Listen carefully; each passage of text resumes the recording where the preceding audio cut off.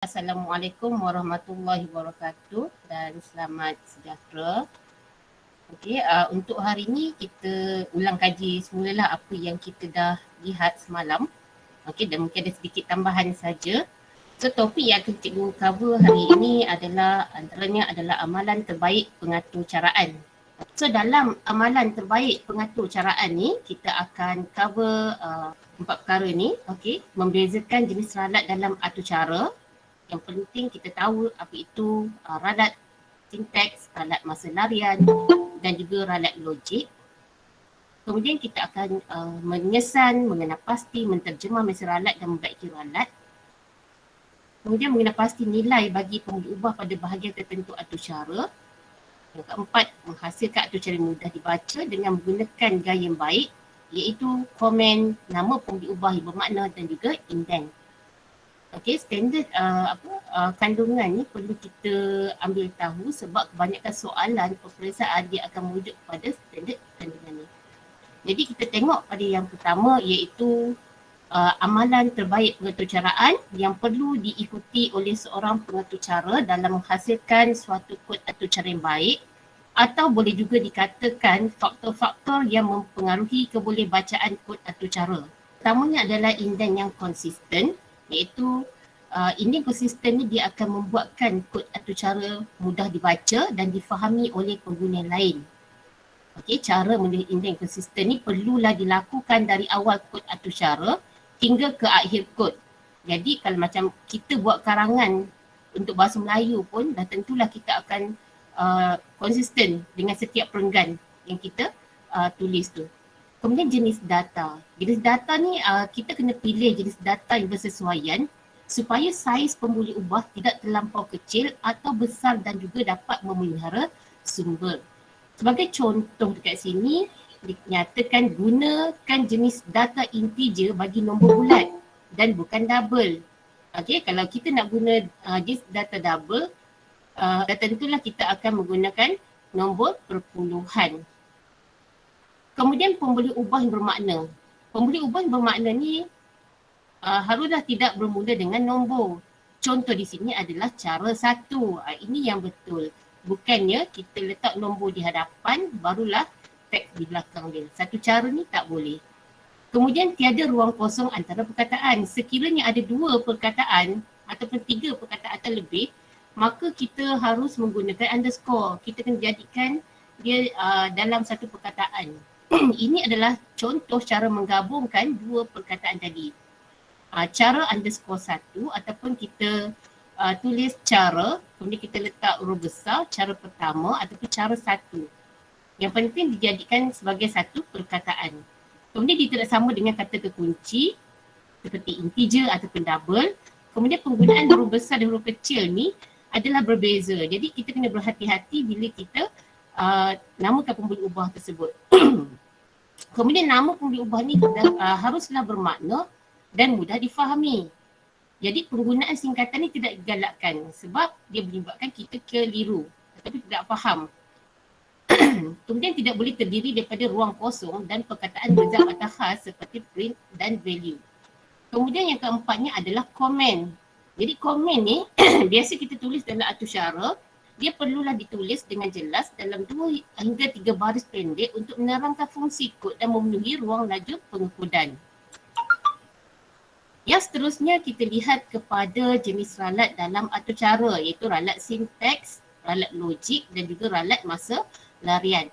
Kalau ralat sinteks ni biasa bila kita menaik coding, biasa berlaku ralat sinteks. Terkurang kan, tersalah eja, terkurang satu kata tanda. Jadi dia akan keluarlah sinteks error semasa kita compile. Kemudian penggunaan objek atau aksara yang tidak dikenali. Yang kedua, ralat yang kedua adalah ralat logik. Ralat logik ni berlaku apabila atur cara ni tidak berfungsi seperti yang kita inginkan. Dan juga untuk ralat logik ni dia tidak dapat dikesan atau jarang dikesan oleh pengkompil. Kalau kita run sistem, biasanya sistem tu berjalan.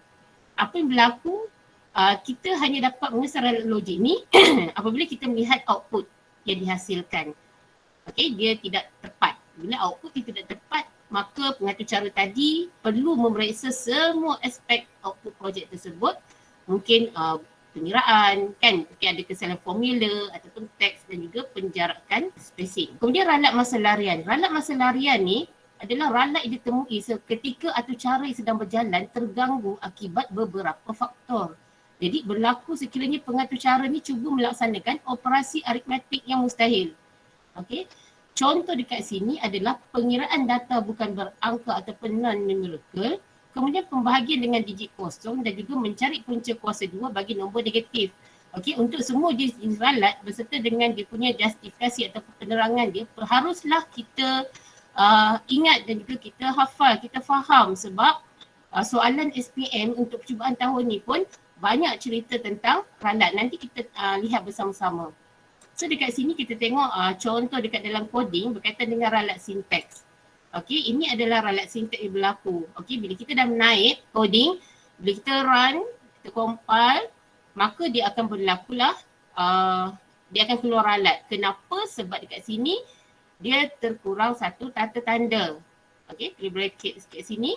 Jadi dia akan keluar syntax error. Jadi ralat sinteks ni mudah untuk kita kesan. Dia akan bagi tahulah kalau macam dalam PHP pun dia akan beritahu baris yang keberapa. So kita boleh check semula dekat mana ralat tu berlaku. So kat sini bila kita dah tahu dah dapat kena pasti ralat tersebut, maka kita kena baiki.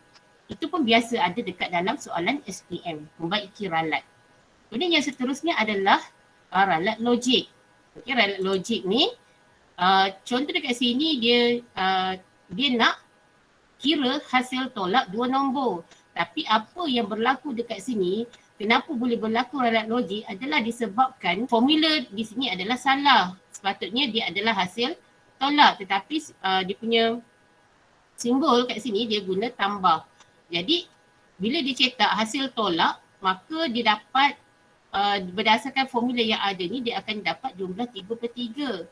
Sepatutnya hasil tolak ialah dia dapat jumlah dia sama dengan 7. So ini adalah kesalahan ralat logik. Yang seterusnya kita tengok pada ralat masa larian. Tadi kita bincang ralat masa larian tu dia adalah contoh tadi pengiraan, bukan data bukan berangka, pembagian dengan digit kosong, punca kosong bagi nombor negatif. So dekat sini pun dia beri contoh yang sama. So kita nampak dia berlakulah ralat masa larian. Kenapa? Dekat D, A tambah B tambah C dibahagikan dengan kosong. Apa-apa saja nombor dibahagikan dengan kosong, maka dia akan dapat ralat masa larian. Okay, untuk kita kesan, kena pasti nak terjemah mesej ralat dan baiki ralat ni, kita kena ikut dia punya peraturan dia lah. Okay, kita kena semak semula atau cara pada bahagian pengisytiharan.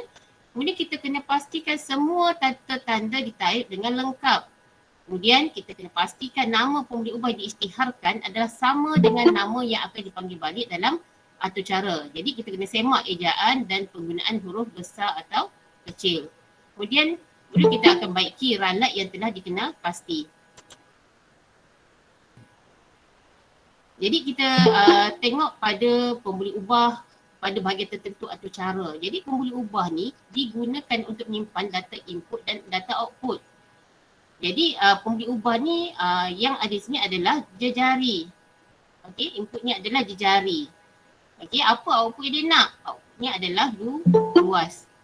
Jadi dekat sini dia sebut tentang pemberi ubah, apa yang berubah kat sini? Nilai dia.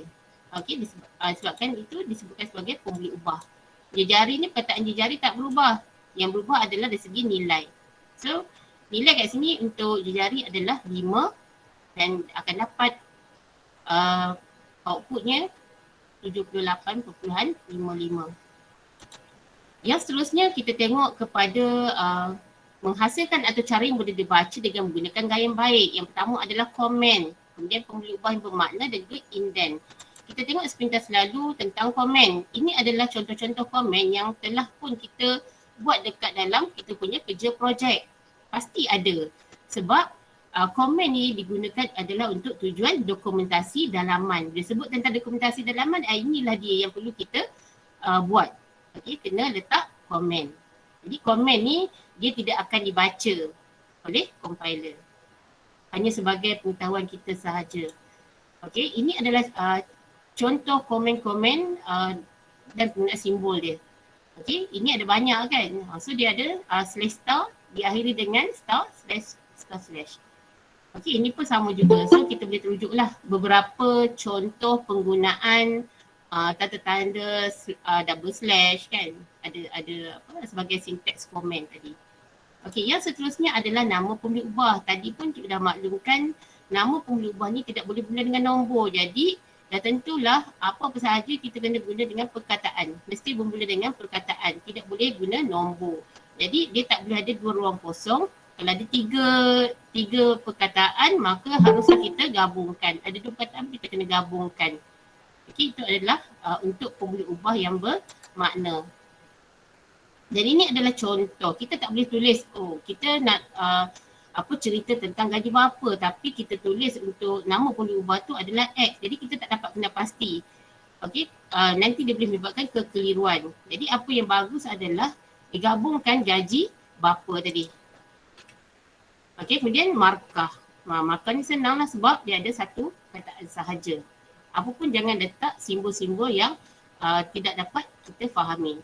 Kemudian bilangan pelajar digabungkan jadi dia pelajar. Digabungkan huruf kecil dan juga huruf besar. Okey, ini adalah indent. Jadi indent ni pentingnya indent supaya kod atau cara kita ni mudah difahami dan dibaca dan difahami oleh pengguna yang lain. Jadi nak tulis indent ni dia perlulah dilakukan dari awal kod atau cara hingga ke akhir kod. Penting bila pengatur cara bertukar kan. Jadi bila kita nak pass kerja dekat orang dengan adanya punya indent, adanya komen, jadi mudah untuk orang lain take over kita punya tugas. Okey, ini adalah contoh indent. Okey, dia mula pada awal lah. Okey, daripada page yang luas segitiga ni.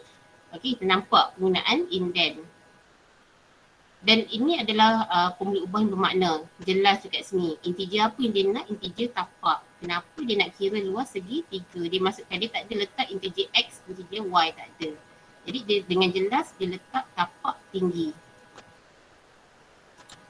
Okey, ini adalah latihan. Okey, jelaskan maksud amalan terbaik pengatur caraan.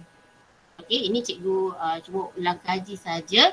So kita tengok kembali apakah maksud amalan terbaik pengatur caraan.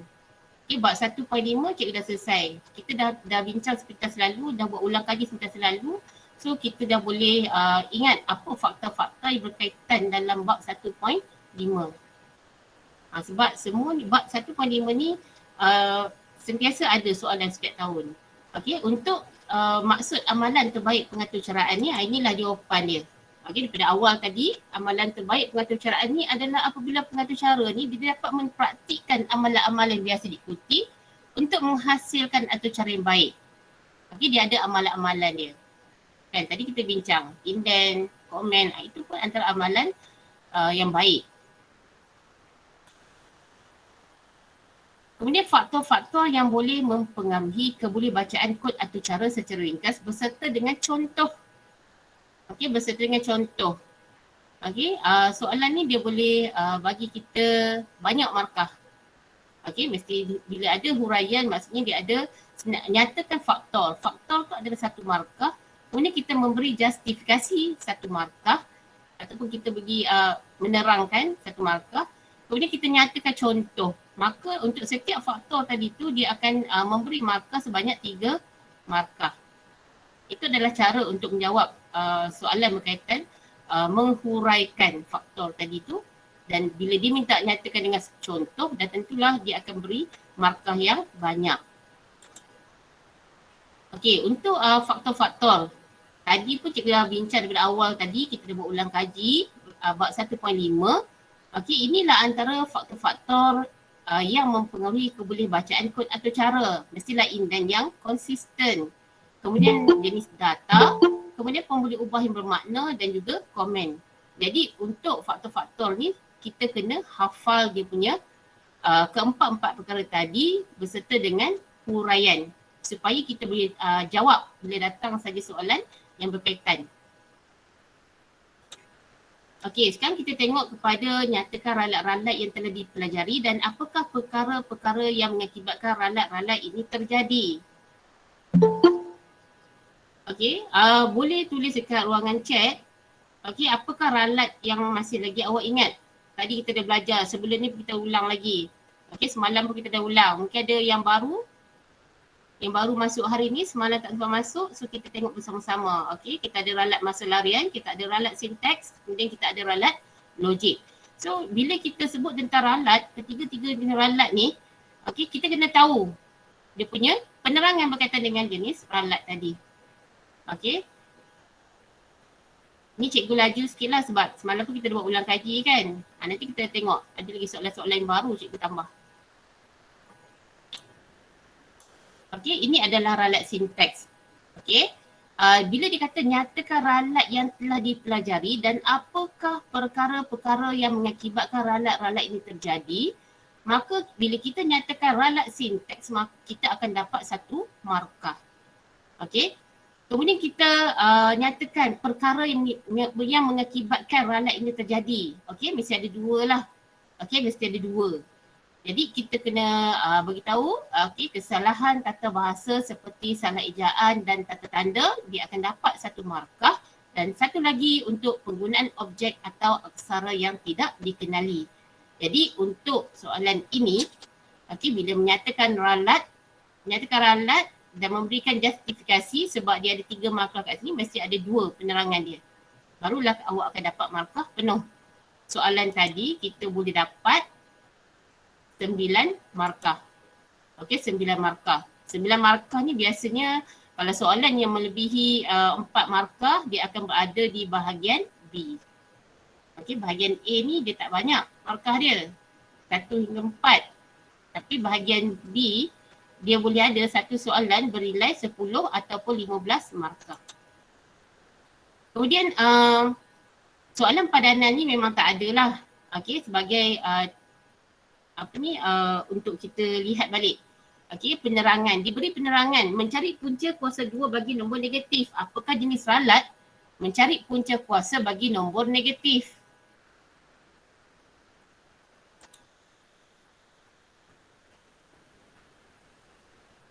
Okey, ada jawab ralat.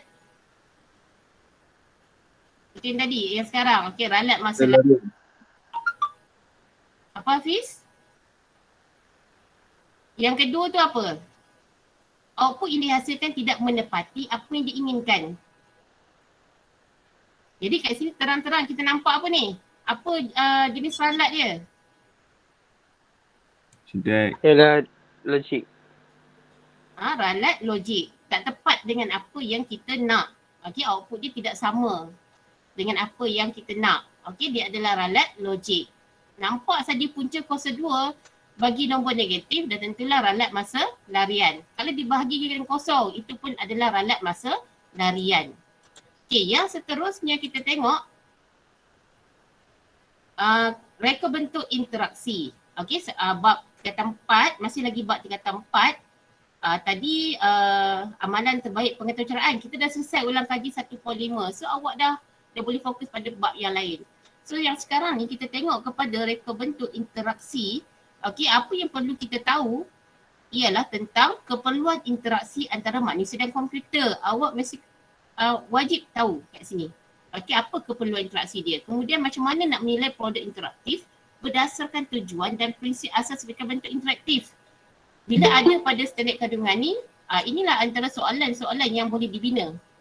Okey, untuk penggubah soalan pun dia akan merujuk kepada standard kandungan ni. Sebab tu kita kena ambil tahu. Kalau buku teks awak tu dia warna oren tu, kita kena rujuk situ kalau kita nak study. Apa yang patut kita fokus. Kemudian kita tengok apa reka bentuk interaksi ni. Dia adalah satu aspek penting dan perlu dititik beratkan semasa membangunkan produk atau aplikasi. Jadi reka bentuk yang menarik dan mudah digunakan akan membuatkan pengguna selesa dan seronok menggunakan produk tersebut. Okey, dibagi maksud reka bentuk. Reka bentuk ni kita merujuk kepada laman web dan tentulah dari segi susun atur teks. Kemudian gambar, butang dan menu dalam sesuatu produk. Sama juga macam kita buat kerja kursus tu, dan tentulah kita susun betul-betul dekat mana kita nak letak tag, dekat mana kita nak letak button, menu. Okey, yang bersesuaian. Kemudian interaksi. Apa interaksi dia? Interaksi ni adalah tindakan manusia semasa menggunakan produk tersebut. Jadi bila digabungkan reka bentuk interaksi ni, dia membenarkan pengguna untuk berkomunikasi dan berinteraksi dengan produk atau aplikasi. Kan bila kita melayari mana-mana laman web, kita boleh dapat maklumat kan, maklumat, kemudian apa yang kita nak tu kita dapat, kita boleh tengok dia punya kita boleh buat carian. Jadi itu adalah antara reka bentuk interaksi yang membenarkan kita berkomunikasi dengan laman web ataupun produk ataupun aplikasi. Okey. Dalam bab 3.1 ni, okey, 5 prinsip asas 5 prinsip reka bentuk interaksi ni wajib kita hafal, wajib kita faham berkaitan dengan konsistensi, berkaitan dengan kebolehan membuat pemerhatian, boleh dipelajari, kebolehan untuk menjangka dan juga maklum balas. Sebab soalan berkaitan dengan prinsip reka bentuk interaksi atau prinsip asas kerap kali keluar. Okey, 2019 ada, 2020 pun ada berkaitan dengan prinsip. Sebab itulah kita kena faham prinsip reka bentuk interaksi ni apa yang dikatakan 5 prinsip tersebut. So kita hafal lah konsistensi, membuat kebolehan membuat pemerhatian, boleh dipelajari, kebolehan untuk menjangka dan juga maklum balas. Ini adalah fakta yang wajib kita hafal. Untuk konsistensi, kita tengok semua elemen ni dia perlu kekal pada kedudukan yang sama supaya pengguna ni berasa selesa apabila menggunakan aplikasi ataupun laman web. Jika dialihkan, fokus pengguna akan terganggu. Jadi reka bentuk ni dia perlu konsisten dari segi persembahan dan fungsi pada semua antara muka. Dia tak boleh pada satu page sahaja. Okey, dia mesti konsisten untuk semua page. Kadang-kadang berbeza tu page yang utama. Page utama tu sebab dia akan bawa kita ke page-page yang lain. Tapi biasa kedudukan button, kedudukan banner, itu akan sama dengan page-page yang lain. Supaya dia pengguna dia berasa selesa dan tidak keliru. Kemudian kebolehan membuat pemerhatian ni, penunjuk atau butang interaksi ni perlulah mudah dikenal pasti. Jadi pengalaman pengguna terbaik ni adalah boleh menggunakan aplikasi dengan selesa dan tanpa ragu-ragu. Cikgu rasa kebanyakan aplikasi yang awak install pun awak macam dah ada pengalaman. Okey, macam dah ada pengalaman. Jadi mudah untuk kita explore apa-apa apps, apa-apa laman web berdasarkan dengan menggunakan kebolehan membuat pemerhatian. Sebab dia lebih kurang sahaja. Kemudian prinsip yang seterusnya adalah boleh dipelajari. Jadi reka bentuk interaksi ni sepatutnya mudah dipelajari, mudah diingati. Kan macam sekarang bila awak guna PowerPoint pun macam guna PowerPoint. Okey, dia mudahlah kita tengok sekali pun kita tahu macam mana kita nak buat. Ataupun kita guna Telegram ataupun kita guna WhatsApp. Telegram dengan WhatsApp tu dia punya function dia lebih kurang sama. Okey, kita dah tahu dah macam mana kita nak menaik, macam mana kita nak hantar gambar. So kita dah tahu. Jadi dia boleh dipelajari. Okey, mudah dipelajari, mudah diingati. Jadi kebolehan untuk menjangka ni adalah reka bentuk yang baik dan berkesan dapat membuatkan pengguna membuat jangkaan perkara yang akan berlaku dalam aliran proses aplikasi tersebut sebelum pengguna menggunakan aplikasi tersebut. Okey, kemudian maklum balas. Kenapa pentingnya maklum balas ni? Maklum balas ni dia boleh bagi gambaran sebenar reka bentuk interaksi dan maklumat mengenai hasil reka bentuk interaksi tersebut. Jadi reka bentuk ni dia gunakan maklum balas untuk melakukan penambahbaikan. Okey, penambahbaikan pada reka bentuk interaksi yang dihasilkan. Jadi kita boleh sediakan maklum balas sekiranya pengguna perlukan. Dan juga kegagalan untuk memberikan maklum balas yang dikendaki ni boleh menyebabkan proses pengulangan yang tidak sepatutnya terhadap sebarang tindakan, kesalahan dan juga ralat. Okey, kadang-kadang itulah pentingnya kita tengok balik dalam sistem. Kalau kata kita nak test run dengan pengguna, kita boleh buat maklum balas. Sekiranya ada kesalahan, kita dah boleh betulkan. Okey, ini pun sama. Okey, ini adalah fakta-fakta yang perlu kita hafal. Ini pun ada dalam soalan SPM percubaan tahun ni. Jadi mengkaji kepala interaksi antara manusia dan komputer ni, yang pertamanya adalah mendapat permintaan dalam pasaran, kemudian meningkatkan produktiviti, mengurangkan kos selepas jualan, mengurangkan kos pembangunan, mengembangkan aktiviti dan menambahkan pengalaman manusia, dan juga yang terakhir adalah pengkomputeran sosial. Dan kaedah, okey, dia ada kaedah yang untuk menilai produk ni. Kita boleh guna temu bual, kita boleh guna pemerhatian, soal selidik, kita bincang sama dengan adik kumpulan dan juga kita boleh buat refleksi atau kesimpulan kat sini. Ini adalah contoh pada borang soal selidik. Okey, contoh borang soal selidik. Kalau kita tengok kat sini, kita ada prinsip asal penilaian. Dia hanya ada dua pilihan kat sini untuk pengguna tandakan, iaitu jika ya ataupun jika tidak. Kita tengok kat sini. Jadi dia kata sebagai seorang penilai yang bagus ni, penilai ni seharusnya mengetahui bagaimana ingin bina instrumen penilaian terutamanya soal selidik. Okey, jadi sebelum kita nak bina soal selidik ni, kita perlu tahu dulu mengenai konsep dan bentuk instrumen dihasilkan. Okey, untuk soal selidik ni dia ada dua pilihan jawapan, iaitu pertama dengan menggunakan skala Likert. Yang keduanya adalah skala Gutman. Okey, ini adalah skala Likert. Jadi kita boleh pilih je skala, dia akan senaraikan dekat sini skala tersebut dan kita hanya pilih saja. Okey, macam buat psikometrik pun sama juga kan, siapa yang jawab psikometrik tu. Okey, ini adalah Gutman. So dia kata bentuk soal selidik ni cara untuk dapatkan jawapan ataupun data dengan jelas, tegas dan juga konsisten. Jadi jawab je ya tidak. Kan, jika ya, jawab ya. Jika tidak, jawab tidak. Okey, kita tengok pada soalan. Okey, definisi. Okey, maksud reka bentuk. Ada yang nak jawab? Boleh jawab dekat ruangan chat? Boleh type sikit? Ada yang nak menjawab?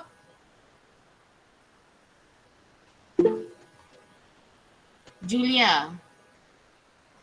Saya cakap je boleh tak? Boleh. Jawab saja pun boleh. Tak ada masalah. Reka bentuk maksud dia susun atur teks, gambar, butang dan menu dalam sesuatu produk. Betul. Interaksi. Interaksi tu apa? Dari segi logiknya pun apa interaksi? Interaksi tindakan manusia semasa menggunakan produk tersebut. Okey.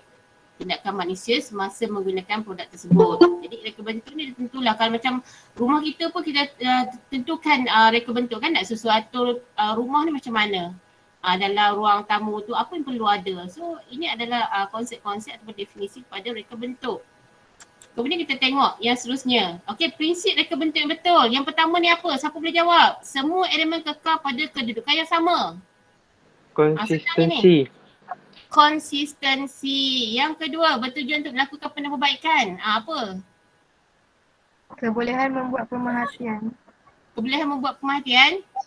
Ya ke? Yang ketiga?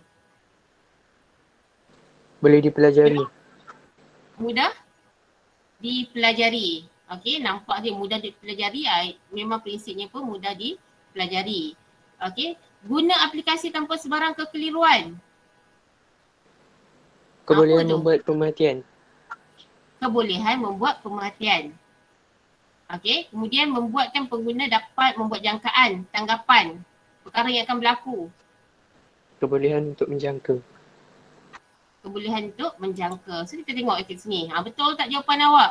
Okey, yang pertama adalah konsistensi. Sebab tu cikgu kata prinsip tadi tu wajib kita hafal. Janganlah awak pandai-pandai buat ayat sendiri. Kan, letak pula maklum balas, letak je maklum balas lupa pula tulis. Kan, boleh dipelajari, tulis boleh dipelajari. Itu prinsip-prinsip ni kita jangan suka-suka hati nak ubah dia punya ayat dia. Ini memang standard, tak boleh diubah. So kita hafal konsistensi, maklum balas boleh dipelajari, kebolehan untuk membuat pemerhatian, kebolehan untuk menjangka. So kalau awak nampak dekat sini, bila kita nak buat perkataannya adalah penambahbaikan, kenapa kita minta penambahbaikan? Sebab kita nak buat apa? Kenapa kita buat penambahbaikan ni? Supaya nama web yang kita hasilkan tu ataupun sistem kita hasilkan tu tak ada lagi ralat dan mudah untuk digunakan. Jadi dah prinsip tersebut adalah maklum balas. Maklum balas sama dengan penambahbaikan. So untuk kita hafal lah, mudah untuk kita hafal. Maklum balas, penambahbaikan. Boleh dipelajari, mudah diingati. Okey. Tanpa sebarang kekeliruan, ragu-ragu, Kan cikgu ada terang tadi. Tanpa sebarang kekeliruan, ragu-ragu, jadi dia adalah kebolehan untuk membuat pemerhatian. Jadi bila ada perkataan jangkaan, membuat jangkaan ataupun anggapan, dan tentulah dia adalah prinsip yang kelima, iaitu kebolehan untuk menjangka. Okey, yang seterusnya kita tengok kepada nombor 2. Okey, simbol imej dalam aplikasi WhatsApp. Okey, pengguna memahami maksud imej tersebut apabila menggunakan aplikasi WhatsApp. Jadi berdasarkan imej di atas, terangkan prinsip kebolehan menjangka sebagai prinsip yang berbentuk interaktif. Dia minta kita terangkan. Siapa boleh jawab? Siapa nak tolong jawab? Jawab je, tak apa. Buka mic. Ada tak? Tadi kan dah tengok tadi. Kebolehan menjangka. Tak ada. Tak ada nak jawab. Tak ada yang menulis.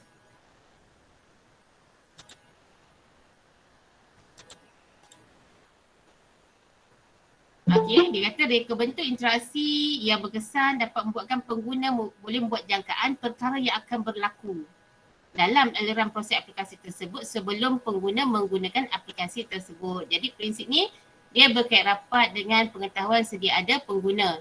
Sebab tu cikgu minta awak hafal yang dekat sini. Okey, tolong hafal. Jadi datang saja apa saja soalan kita dah boleh jawab. Boleh? Boleh hafal? Okey, yang seterusnya.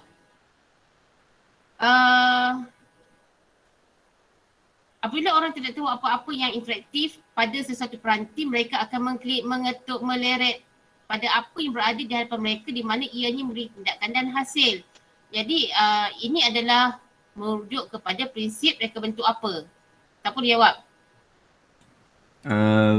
Prinsip kebolehan membuat pemerhatian. Kebolehan membuat pemerhatian. Pandai. Okey, kita tengok sama-sama justifikasi. Pengguna ni boleh menggunakan aplikasi buat utama akan memerhatikan segala aspek antarmuka. Betul tak? Bila kita install apa-apa app, dan tentu kita akan perhati dulu.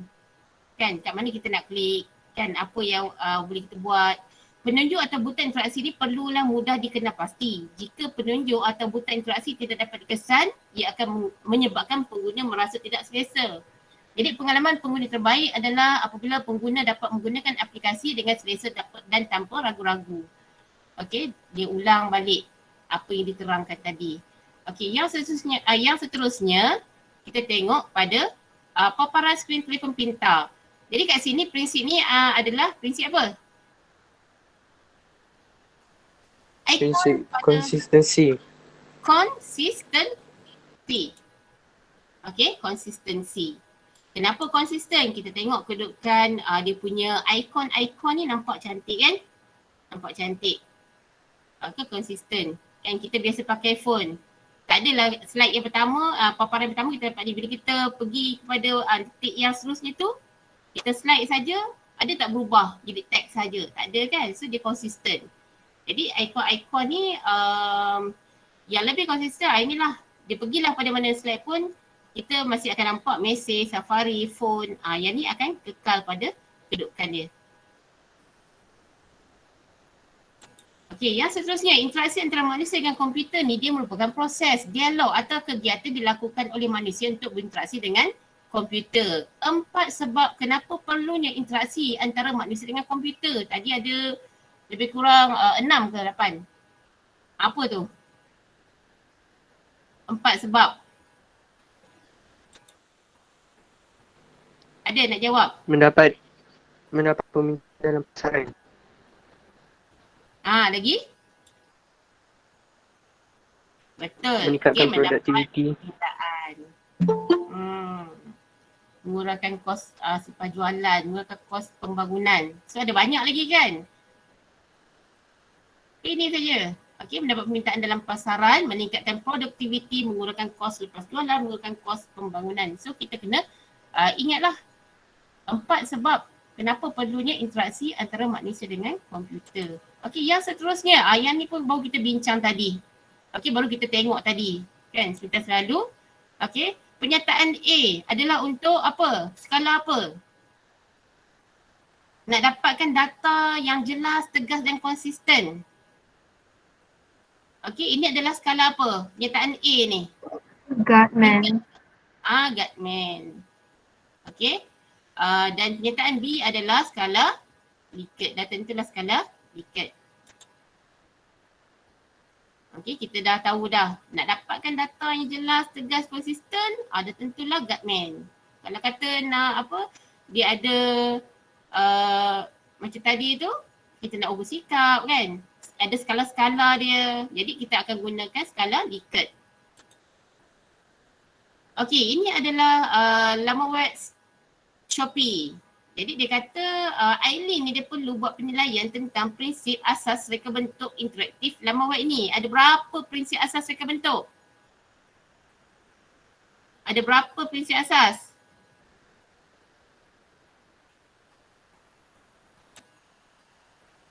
Ni dia.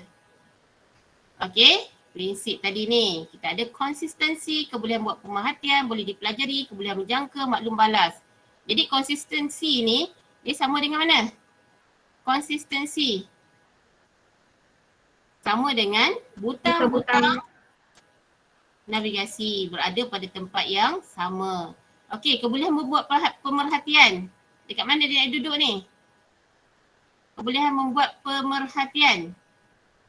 Apabila menekan apa-apa butang. Okey, boleh dipelajari? Saya mudah memahami aplikasi. Saya mudah memahami. Ini. Kebolehan untuk menjangka?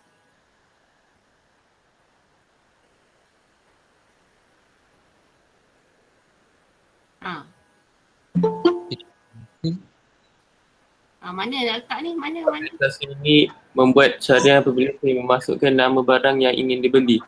Ini. Menjangka. Bukan menjangka yang atas sekali. Cuba tengok balik. Konsistensi, dah tentulah butang-butang navigasi ni dia berada pada tempat yang sama setiap kali laman sesawang ini dibuka. Kan kalau kita pergi page mana-mana pun kita akan nampak paparan yang sama. Kemudian setiap page tu pun kedudukan button dia, kedudukan menu dia pun sama. Dia tak ada sekejap kiri kanan. Itu adalah kita sebut sebagai konsistensi. Okey, kebolehan membuat pemerhatian. Boleh membuat pemerhatian. Adakah apabila menekan apa-apa butang, saya tahu apa yang akan dipaparkan selepas itu? Atau dia adalah kebolehan untuk menjangka? Yang satu.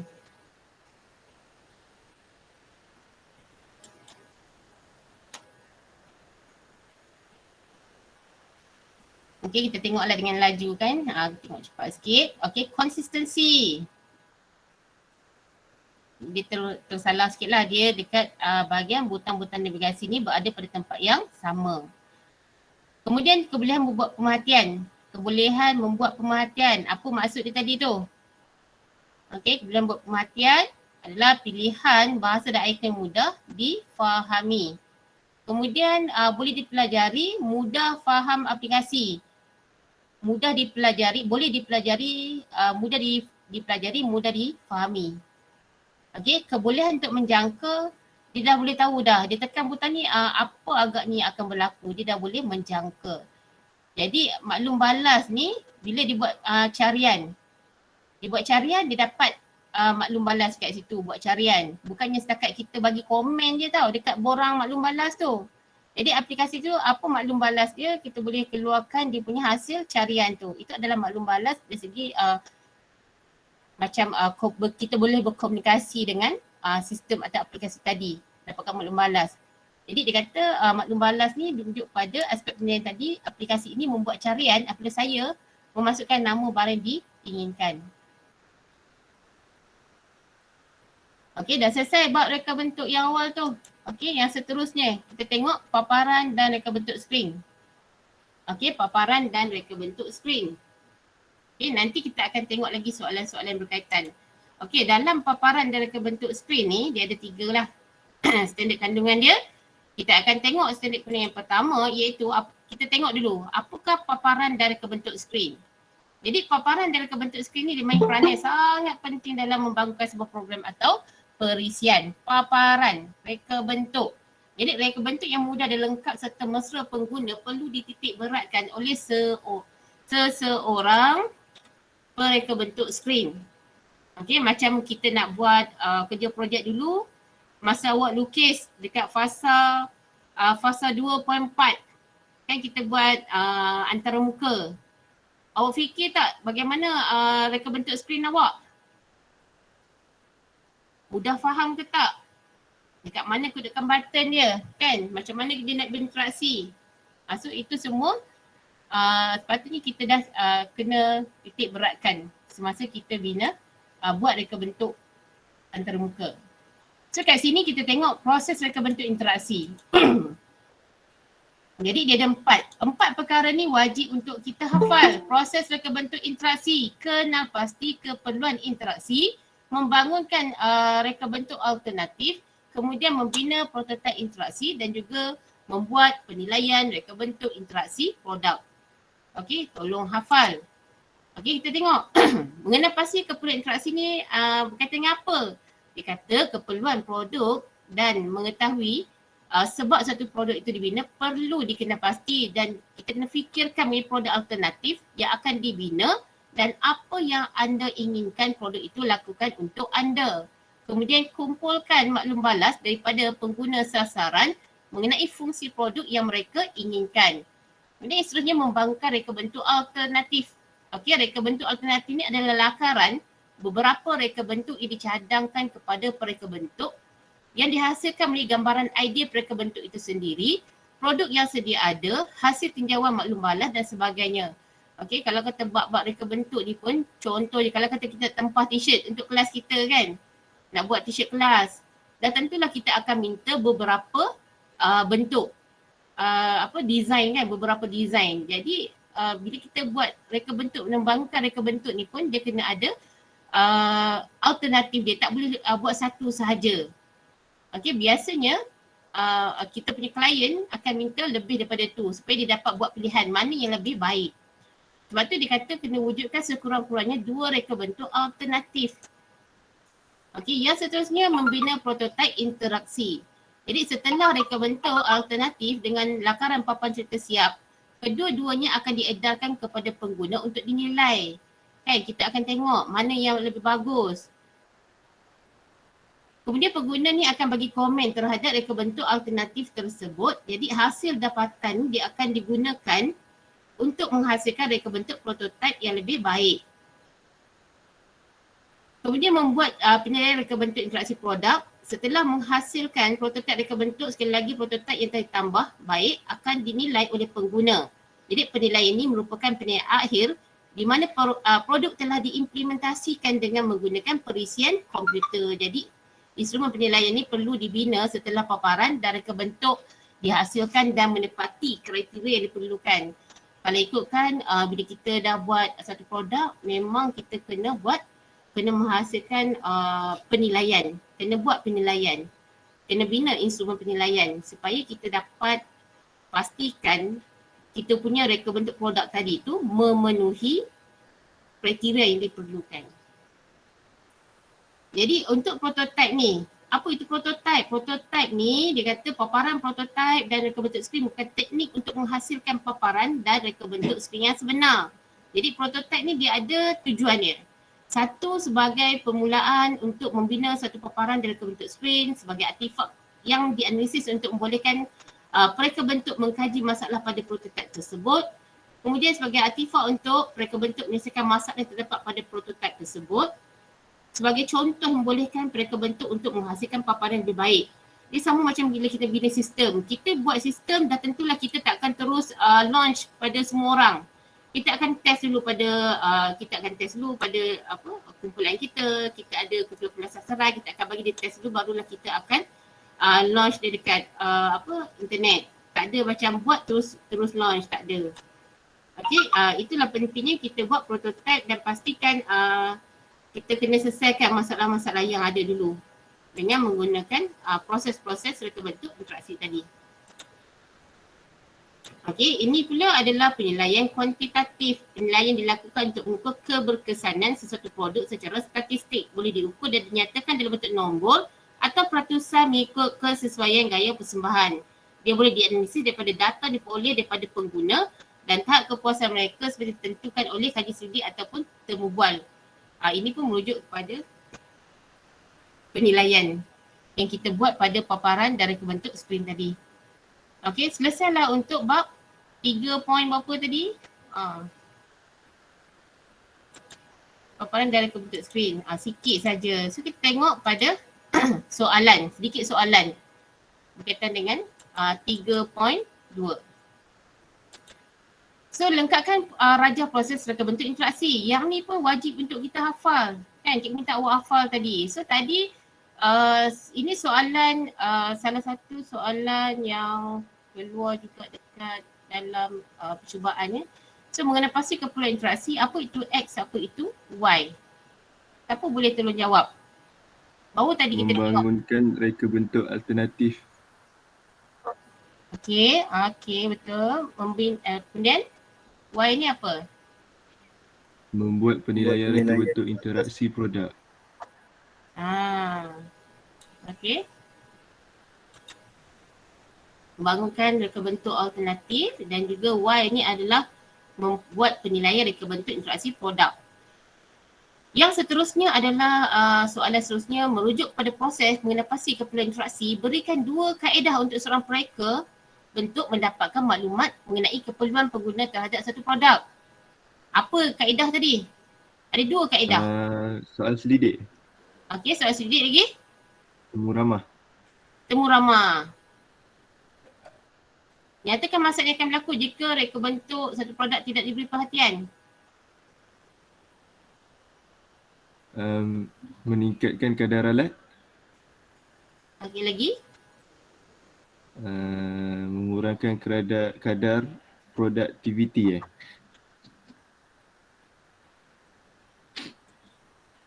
Ada lagi?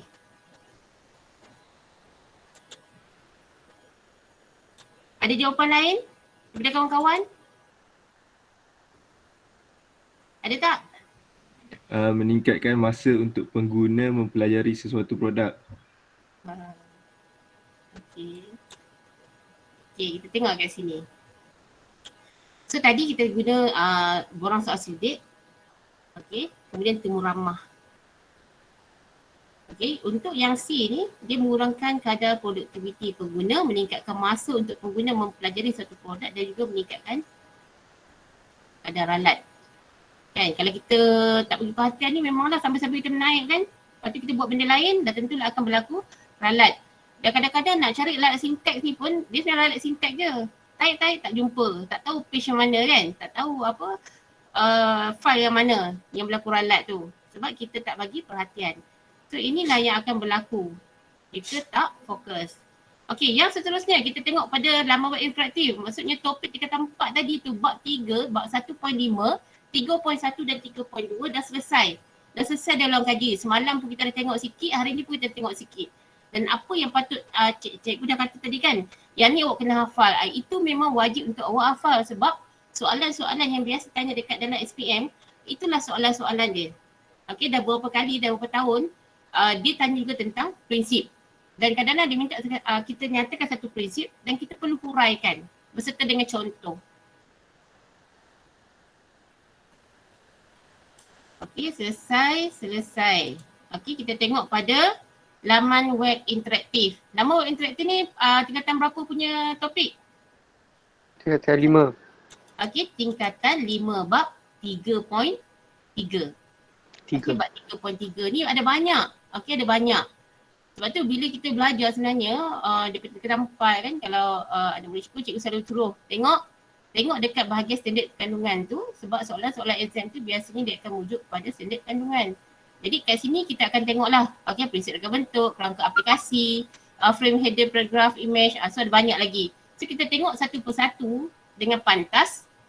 Okey, dengan pantas. Prinsip reka bentuk laman web ni dari sudut kesesuaian pengguna dan tujuan laman web. Apa itu prinsip? Prinsip ni dia merujuk pada asas yang berdasar kepada perkembangan atau pembinaan satu benda. Jadi reka bentuk ni merujuk pada susunan atau struktur dalam proses pembinaan satu perkara. Jadi dia kata proses reka bentuk laman web ni boleh diibaratkan seperti proses merancang, bina, ubah suai.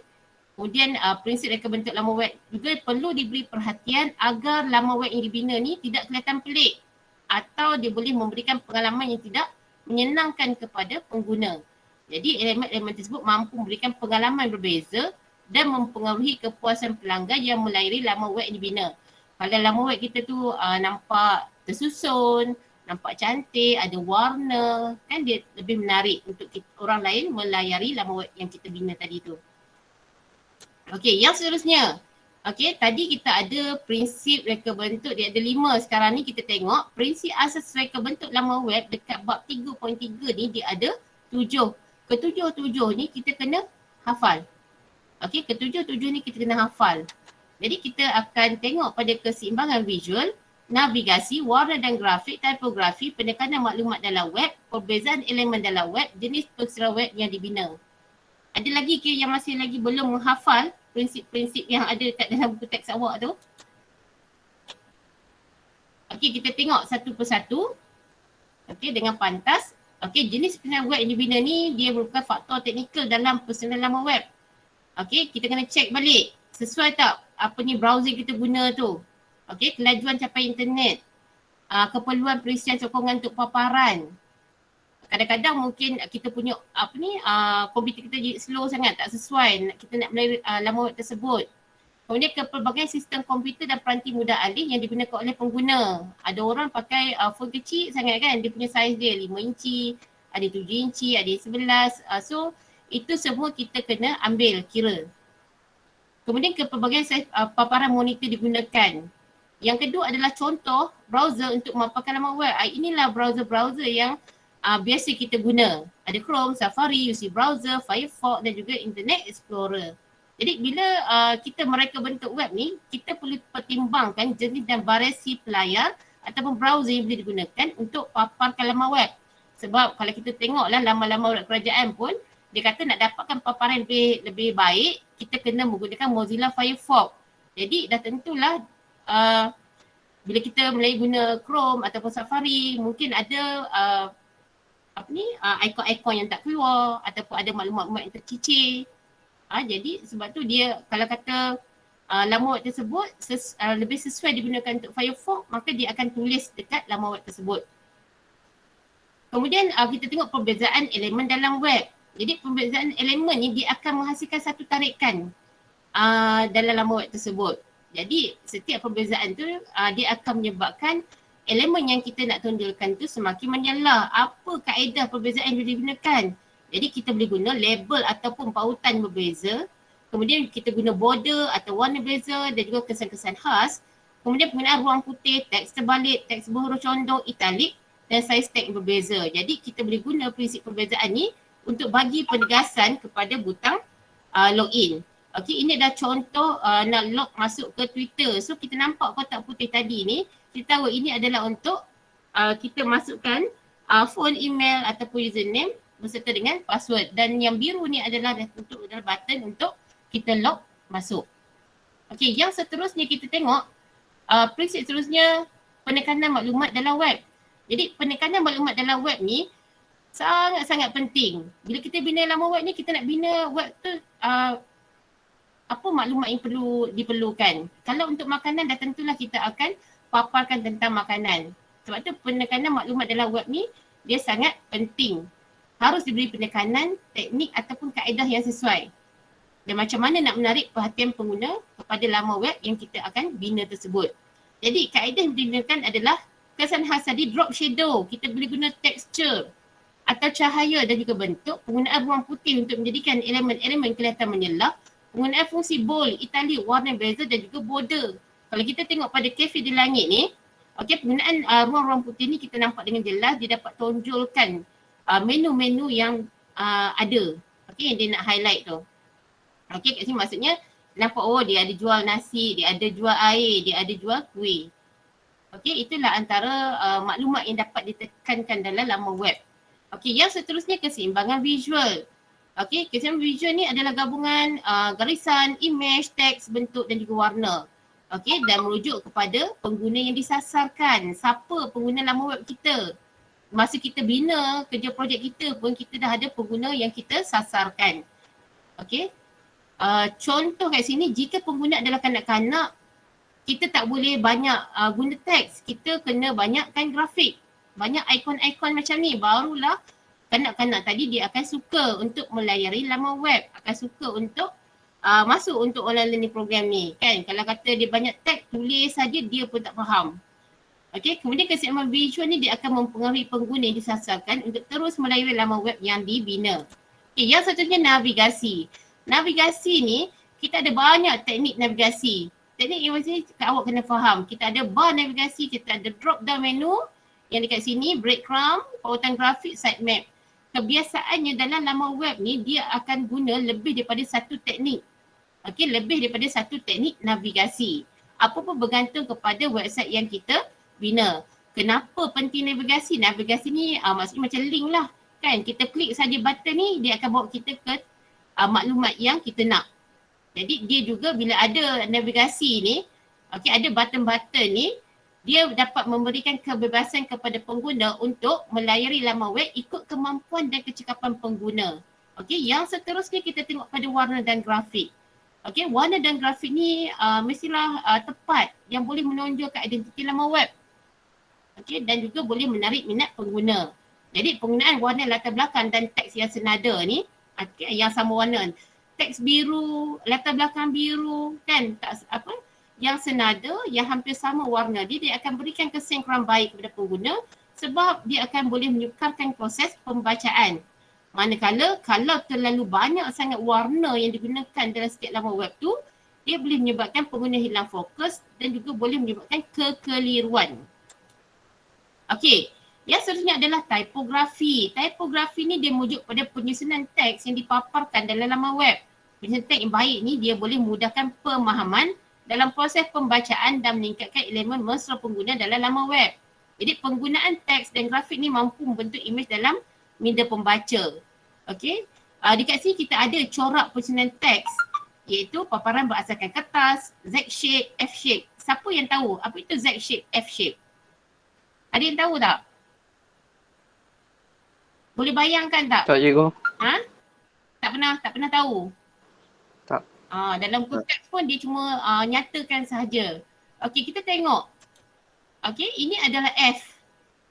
Okey, disebut F kan? F shape, Z shape. Ini adalah F. Macam mana dikatakan F tu? Macam mana dikata F tu? Okey, kita tengok kat sini. Ini macam yang disebut sebagai F. Okey, satu kita baca, dia ada baca logo. Okey, baris. Ada apa? Button kan? Button. Ada link ni. Okey, kemudian adalah susunan dia. Lebih kurang macam huruf F. Disusun cantik. Kedudukan grafik tadi pun dia sama. Kan? Sama, nampak macam selari. Okey, nampak macam bentuk F. Nampak tak? Ikon sebelah kiri. Gambar sebelah kiri. Tengah ni dia ada teks. Itu adalah F shape. Manakala untuk Z shape. Ini adalah Z shape. Mata kita ni suka tengok daripada kiri kanan. Kan? Macam zigzag. Jadi inilah cara dia menggunakan Z shape. Okey, Z shape. Ini contoh yang pertama. Dan ini adalah contoh yang kedua, Facebook. Facebook macam tu, kita nampak logo sebelah kiri. Okey, dekat atas kita akan nampak lah macam mana kita nak login kan, Google account. Tapi dekat sini pun ada untuk sign up. Okey, kiri kan ke kanan untuk sign up. Atas adalah untuk login.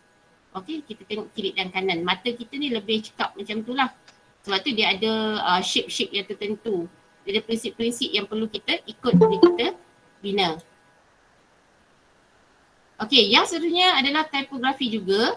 Okey, pemilihan jenis font ni juga penting. Jadi jenis font yang sesuai ni adalah jenis yang boleh digunakan oleh semua platform.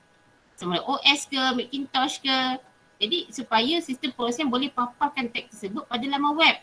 Jadi panduan yang harus dipatuhi dalam penggunaan font adalah kita mesti seragamkan jenis teks atau font yang digunakan bagi setiap halaman web dibina. Okey. Satu atau dua jenis font, tiga jenis font tak ada masalah. Mungkin tajuk dia kita nak buat lain sikit kan. Penerangan dia lain sikit. Tapi kita tak boleh campur adukkan. dan mesti seragamkan untuk setiap laman web. Kalau tajuk dia kita pakai font tu besar 15, yang lain untuk penerangan untuk teks-teks yang banyak tu pakai 12. Tu akan nampak perbezaan. Jadi bila kita pakai size tag yang beza ni, kita dapat bezakan antara tajuk dengan kandungan ataupun huraian. Ini adalah antara teks-teks yang boleh digunakan. Yang standard lah. Okey, yang seterusnya kita tengok kepada penstrukturan kandungan. Okey, proses mereka bentuk kerangka aplikasi ni ada 4. Okey, kita tak pasti sama ada awak dah hafal ke belum, dah pernah baca ke belum. Okey, tapi ini adalah antara yang penting. Sebab soalan-soalan SPM percubaan tahun ni pun ada yang keluar tentang proses mereka bentuk kerangka aplikasi. SPM sebelum ni pun dah pernah keluar. Sebab tu cikgu minta awak perlu hafal bila ada proses macam ini, kita kena hafal dia punya poin-poin yang paling penting. Okey, yang penstrukturan kandungan ni dia adalah penghasilan satu laman web bergantung pada cara laman web itu berfungsi. Okey, kita ada 4 proses mereka bentuk kerangka aplikasi: penstrukturan halaman, penstrukturan kandungan atau maklumat, reka bentuk antarmuka dan juga reka bentuk navigasi. Okey, untuk penstrukturan kandungan atau maklumat ni, setiap reka bentuk yang bakal dihasilkan perlu berasaskan pengguna atau pengalaman pengguna semasa melayari laman web. Jadi penglibatan pengguna semasa proses pengumpulan maklumat ni sangat penting. Apa aktiviti yang boleh kita lakukan? Kita boleh adakan sesi temu bual, mengadakan borang soal 3D atau membuat tinjauan cara laman web digunakan. Sebenarnya masa kita nak bina sistem kita yang sebelum ni pun, inilah yang perlu kita buat. Okey, kita kena adakan sesi temu bual. Kan apa yang kita nak letak? Kita nak letak maklumat.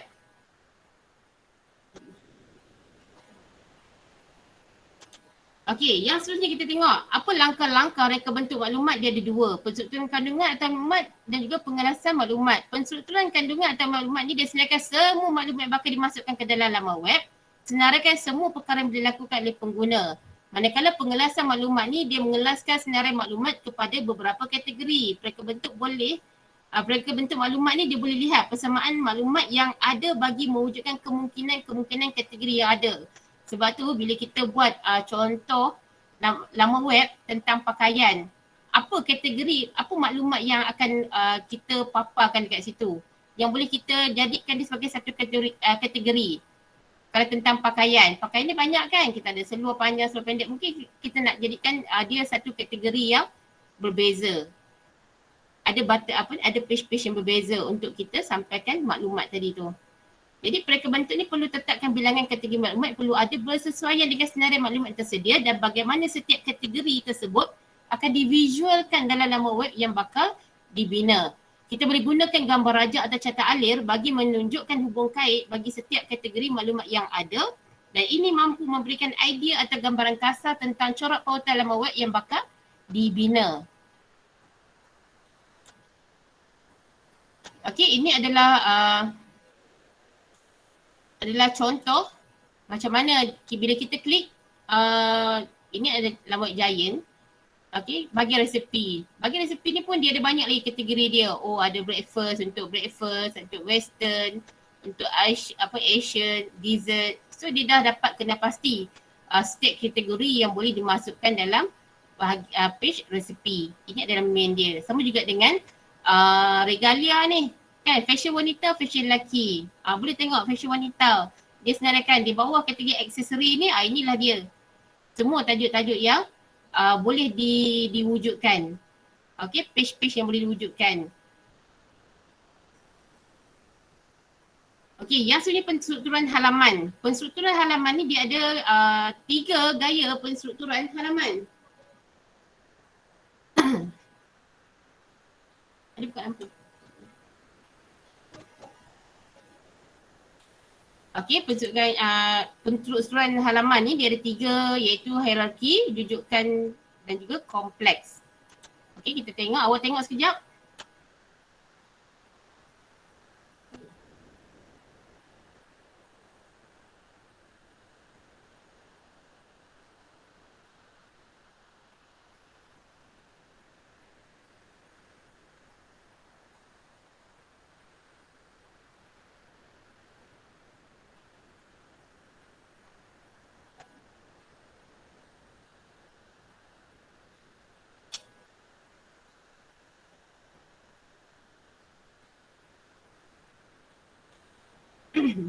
Okey, untuk gaya penstrukturan halaman ni pun ada soalan yang keluar berkaitan dengan hierarki, jujukan dan juga kompleks. So kalau kata bentuk hierarki, daripada laman utama tu dia akan ada page-page yang seterusnya. Dia ada section 1, section 2, section 3, kemudian setiap section tadi tu dia ada lagi sub kategori dia. Jadi dia akan wujudlah subsection. Kalau ada lagi pecahan dia, maka dia akan pergi kepada sub menu yang seterusnya. Okey, itu adalah dari segi hierarki. Daripada page yang utama tadi tu, dia pergi kepada beberapa sub page. Daripada sub page tadi pun dia ada lagi sub-sub dia. Kemudian jujukan ni, pengguna ni dipandu dari halaman ke halaman. Jadi dia sesuai untuk laman web penceritaan ataupun kronologi. Inilah dia. Okey, macam cikgu buat sekarang pun daripada slide pertama sampailah slide yang sekarang ni, ini dia. Kan? Tak ada stok-stok pun, tak ada. Sekejap ke atas ke nombor 80, sekejap ke 100, tak ada. So berjujukan ni dan dia lebih sesuai untuk laman web penceritaan. Kemudian kompleks. Okey. Halaman yang kompleks ni, laman web kompleks ni lebih kepada laman web komersial yang tawarkan maklumat yang padat dan fungsi pun pelbagai. Okey, fungsi pun agak kompleks. Semua macam one stop center lah, pelbagai. Okey, yang seterusnya adalah reka bentuk antarabukha. Jadi setelah halaman dalam laman web tadi distrukturkan, fasa seterusnya adalah untuk tentukan bagaimana pengguna laman web dapat capai maklumat tersebut. Jadi reka bentuk antarmuka ni dapat tentukan bagaimana struktur laman web secara logikal dia digambarkan, termasuk teknik navigasi yang boleh bawa pergerakan pengguna dalam laman web tadi. Jadi reka bentuk ni biasanya dia akan gunakan diagram ataupun carta alir bagi menggambarkan reka bentuk dia. Jadi salah satu rajah yang digunakan untuk proses reka bentuk ialah wireframe. Okey, wireframe ni pun pernah keluar soalan dia. Okey, wireframe ataupun rangka wire ni. Okey, dah pernah keluar dekat dalam soalan SPM sebenar. Jadi rangka wire atau dikenali sebagai skema halaman atau pelan halaman ialah panduan visual yang mewakili rangka kerja keseluruhan laman web. Jadi tujuan rangka wire ni adalah untuk menyusun elemen-elemen yang akan dimasukkan dalam laman web bagi menepati konsep laman web tersebut. Ini adalah contoh wireframe. Maksudnya kita dah lukis, dah tentukan, kita nak letak logo dekat bahagian mana. Okey, dekat mana image, dekat mana ada video, dekat mana menu-menu utama dia. So kita dah boleh rangka dekat sini. Pentingnya wireframe. Okey, yang seterusnya adalah reka bentuk navigasi. Dia merujuk kepada proses objek-objek dalam laman web daripada teks, rajah, audio, video yang dihubungkan di antara satu sama lain dengan menggunakan pautan hypertext dan juga hypermedia. Hypertext ni maksudnya teks tadi tu dia ada link. Okey, hypermedia ni contoh dia macam gambar tadi dia ada link, video tadi ada link. Okey, so itulah hypertext dan juga hypermedia. Okey, dia boleh pergi kepada page-page yang lain. Jadi konsep navigasi web ni dia bagi pengalaman kepada pelawat laman web untuk mengemudi laman web tersebut ikut kecekapan masing-masing. Jadi navigasi web yang bagus ni seharusnya dapat memberikan petunjuk kepada pelawat laman web tentang kedudukan atau lokasi semasa pengguna.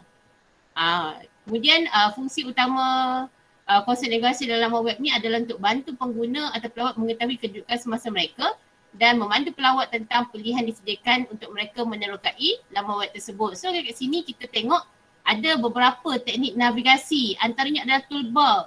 Kalau kita tengok kita punya Google Chrome, okey, nampak ada 9 titik tu, itu adalah toolbar yang digunakan untuk Google Chrome.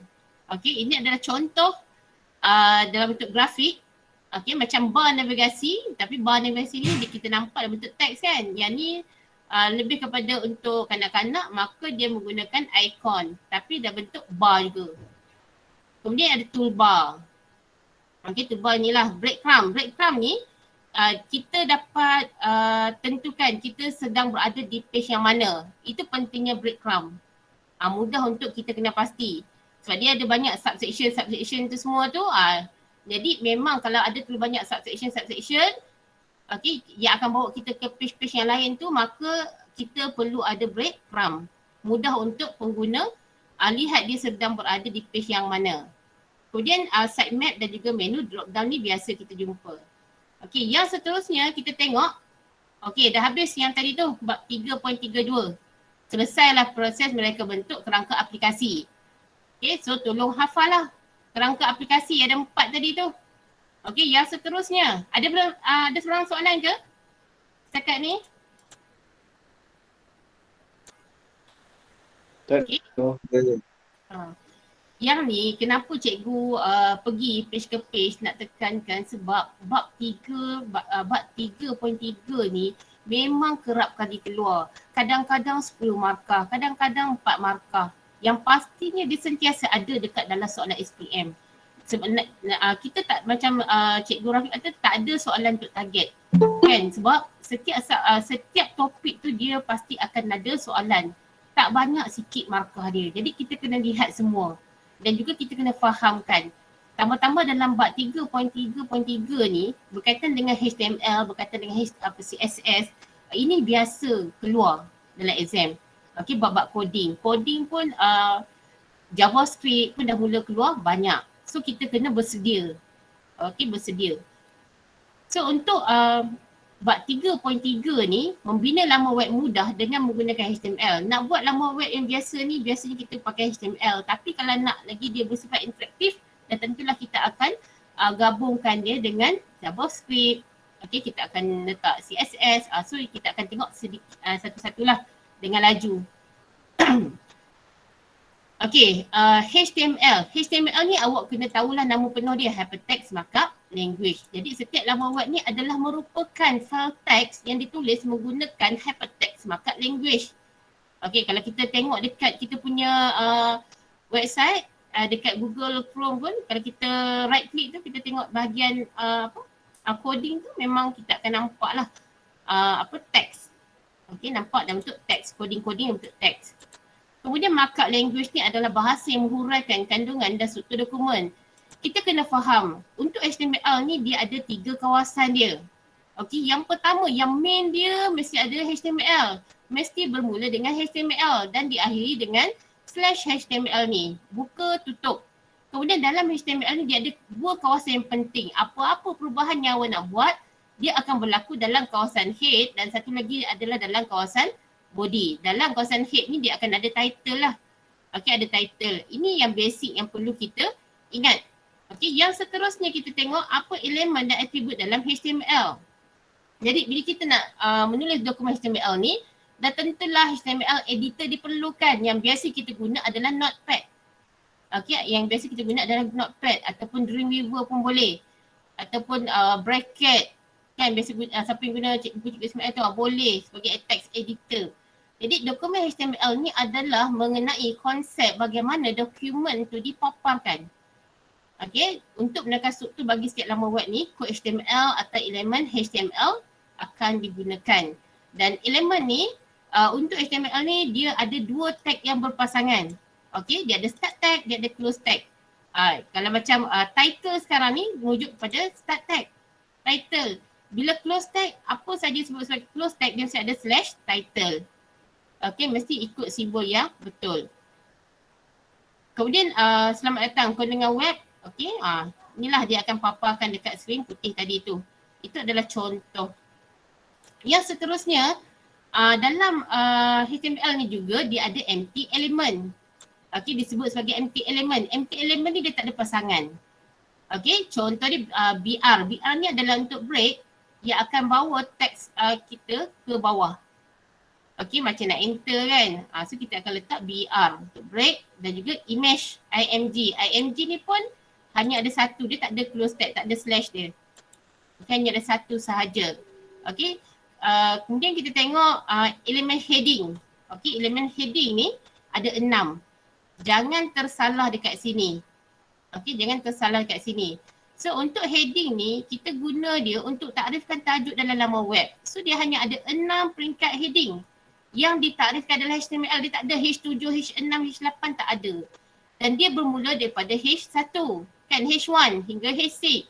H1 ni digunakan untuk tajuk besar dan juga H6 ni adalah untuk tajuk yang paling kecil ataupun tajuk yang kurang penting. Maka kita boleh guna H6. Okey, yang seterusnya kita tengok Macam mana digunakan untuk paparkan pengenalan codingan bagi satu laman web ataupun pautan navigasi. Okey, kita tengok dekat sini dia nak paparkan, nak tonjolkan kan, penggunaan header tadi tu, nak tonjolkan nilai-nilai murni, maka dia akan letak satu line tadi, horizontal line kan. Kemudian dia akan H1 adalah untuk tajuk yang paling besar, kemudian subtajuk dia letak definisi nilai-nilai murni. Itu adalah cara untuk kita menggunakan heading tadi. Okey, yang seterusnya perenggan. Untuk buat perenggan ni kita kena ingat P adalah untuk perenggan. Okey, tolong ingat tag-tag yang penting ni. Okey, P adalah untuk perenggan dan P ni dia ada pasangan dia. Pastikan bila awak dah buat P dekat bahagian depan ni mesti ada close tag P untuk perenggan. Kemudian elemen break tadi, okey. Kat sini kita nak pecahkan. Okey, dalam satu ayat ni kita nak pecahkan kepada 3 baris. Maka kita akan gunakan BR. Okey, elemen break untuk kita letak baris yang seterusnya. Okey, jadi kat sinilah kita akan nampak pada bahagian output perenggan ini digunakan bersama elemen line break. So ada 3. Elemen 3 sebab kat sini perenggan ini akan duduk baris yang pertama, letak saja break dia akan terus turunkan ayat yang seterusnya. Ini pun sama, maka dia akan dapatlah output seperti ini. Itu adalah untuk penggunaan break. Kemudian seterusnya adalah IMG, untuk image. Okey, untuk image. Image ni juga tak ada close tag dan biasanya dia akan tulis seperti ini. Okey, biasa kita jumpa juga image CRC sama dengan logo.jpg. Kemudian tutup pun boleh. Okey, kat sini dia tambah style. Dia nak letak size. So dia tentukan width dan juga height. PX ni adalah untuk pixel. Kemudian satu lagi elemen dalam HTML ni adalah iframe. Elemen iframe ni adalah untuk kita paparkan dokumen HTML lain dalam dokumen HTML semasa. Contoh laman web tentang saya ni kan. Okey, dalam laman web tentang saya ni ataupun blog kita nak paparkan laman web orang lain. Maka kita kena guna iframe. Jadi apa dia punya coding iframe ni? Iframe sama dengan 40%. Tak naklah terlalu besar sangat tetapi kita nak letak laman web orang lain tu berada pada page kita. Jadi kita cuma nak 40% saja dia punya size dia. Okey, kita kena letak dia punya sumber dia, source code dia. Okey, http sebenarnya.my, so iframe tutup.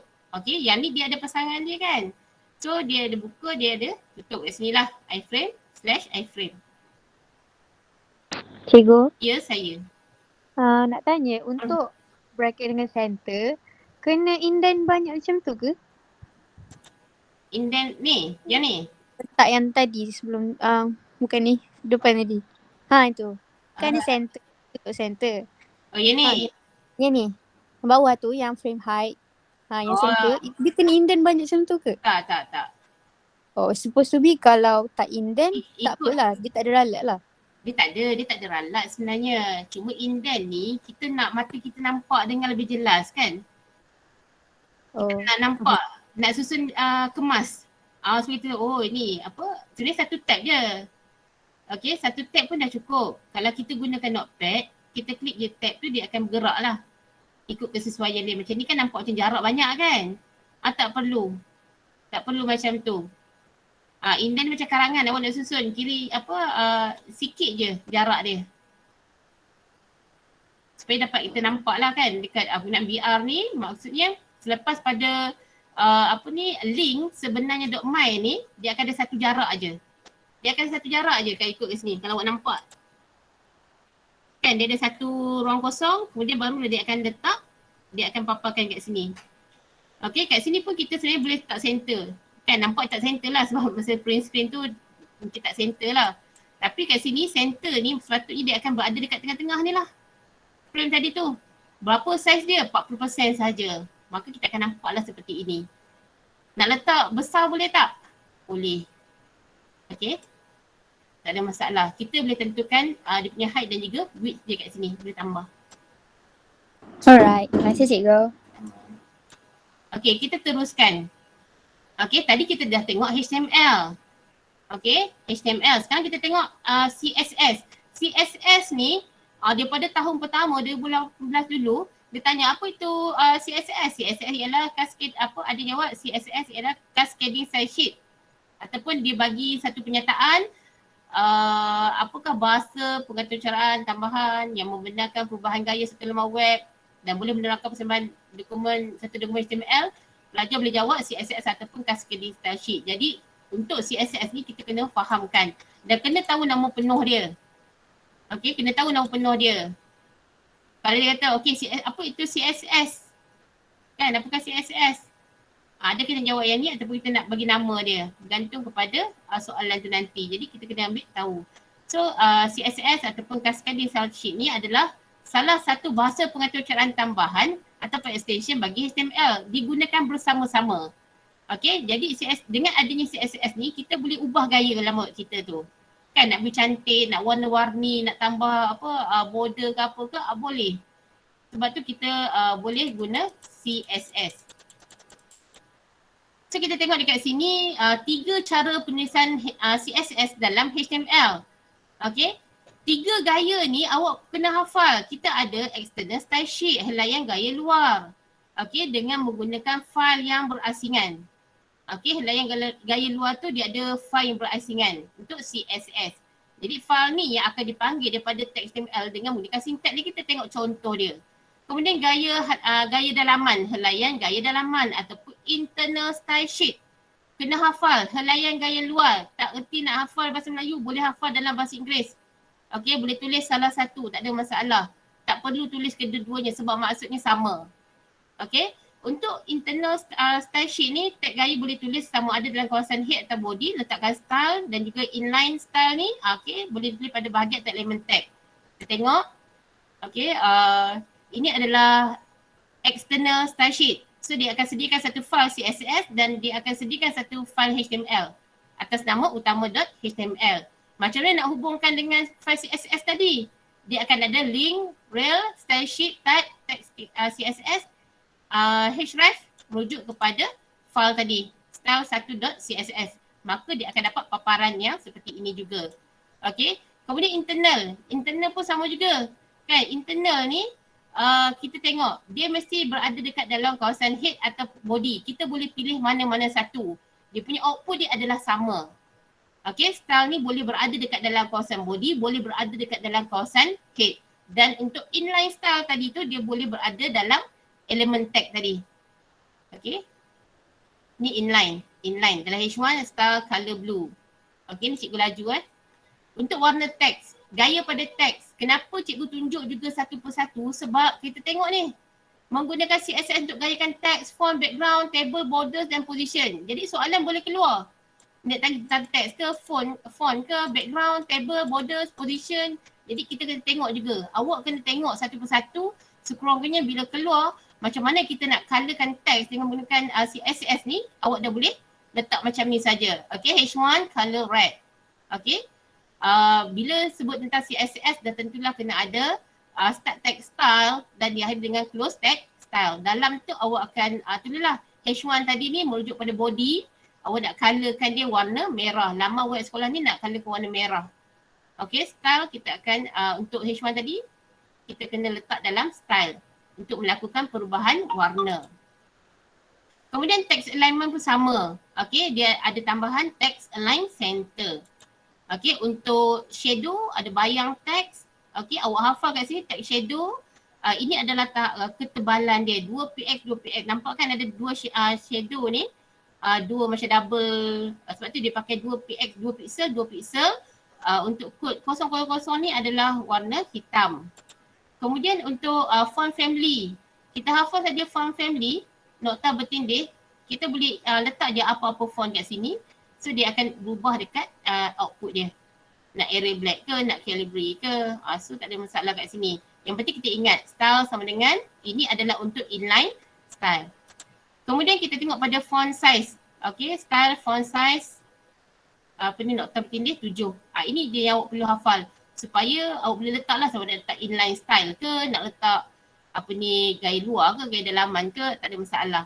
So yang seterusnya adalah font style italic. Tadi center italic. Kemudian untuk background color. Yang ni perlu hafal. Bila kita nak ubah background color untuk kawasan body ni, keseluruhan page tu berwarna, background dia berwarna hijau. Jadi kita kena declare kat sini body. Jadi page dekat body tadi tu dia akan jadi background dia warna hijau. Okay, dia punya syntax dia adalah background color light green.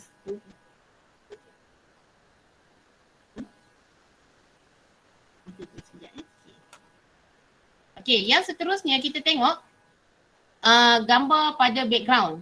Okay, nak letak pada gambar pada background ni, kita kena letaklah background image. Tadi kita nak warnakan background kita dengan warna sahaja. Kita pakai background color. Sekarang ni kita tengok pada background image. Jadi kita akan pergi kepada mana URL yang kita nak ambil ataupun kita boleh ambil daripada komputer kita. Okay, kita akan tentukan dekat sini. Kalau URL ialah kalau kata dekat kita punya komputer, kita kena tukar dekat sini saja untuk capaian. Okay, selesailah untuk yang gaya pada background tadi tu. Sekarang ni kita tengok pada table. Okay, table ni dia banyak. Dia ada border style, dia banyak lah. Solid, insert, dot, kan. Boleh tengok dekat sini. Kemudian untuk letakkan garisan luar ni, okay, kita tengok, awak hafal sikit dekat sini, table, dia border, okay, kalau kata 1 pixel ni solid, maksudnya dia adalah garis lurus yang nipis sahaja. Okay. Kemudian kalau kata dia nak apa, ada bentuk dia seperti ini, maka dia akan declare kat sini table tstd, maka dia akan nampak double kat sini. Dia dah buat kotak yang awal, dah buat border yang awal, kemudian ada tambahan dekat tstd tadi ni. Dekat header, dekat dia punya data tadi tu, dia akan tambah lagi lah. Okay, masih lagi garis halus sebab dia pakai 1 pixel solid.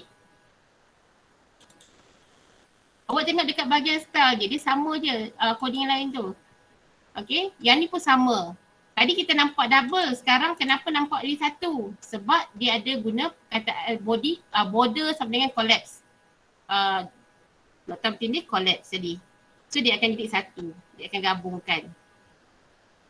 Okay, yang seterusnya kita tengok kalau ketebalan pun sama juga, dia akan tukarkan dekat nilai kat sini. Nilai pixel tadi, masih lagi solid, garis yang lurus. Okay, garis putus-putus kita tengok kat sini dia ada dash. Okay, sebab tu kita kena tengok, kena tahulah kat sini apa border style yang kita nak guna. Okay, kalau kata kita bergaya pada table tadi tu, untuk warna kita tengok sini. Okay, body color sama dengan green, color white untuk text.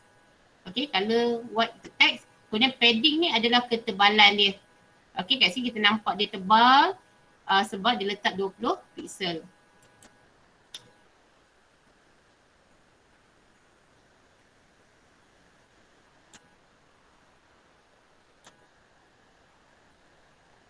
Okay, gaya pada position. Okay, gaya pada position. Jadi tanpa position ni kita nampak lama web ni macam ni lah. Okay, nampak dia punya output dia hitam putih semua duduk di sebelah kiri saja. Dipaparkan seperti ini. Tapi bila dengan position ni, dia boleh letak lah, dia nak letak sekolah ni dekat bawah ke, dekat atas ke, background tu dia ada colour ke, maka dia akan tulis kat sini. Okay, walaupun cikgu soalan macam ni belum lagi lah ada kan. Okay, untuk pengesahan data biasa juga keluar. Okay, kita sama ada kita kena bina dia punya output dia.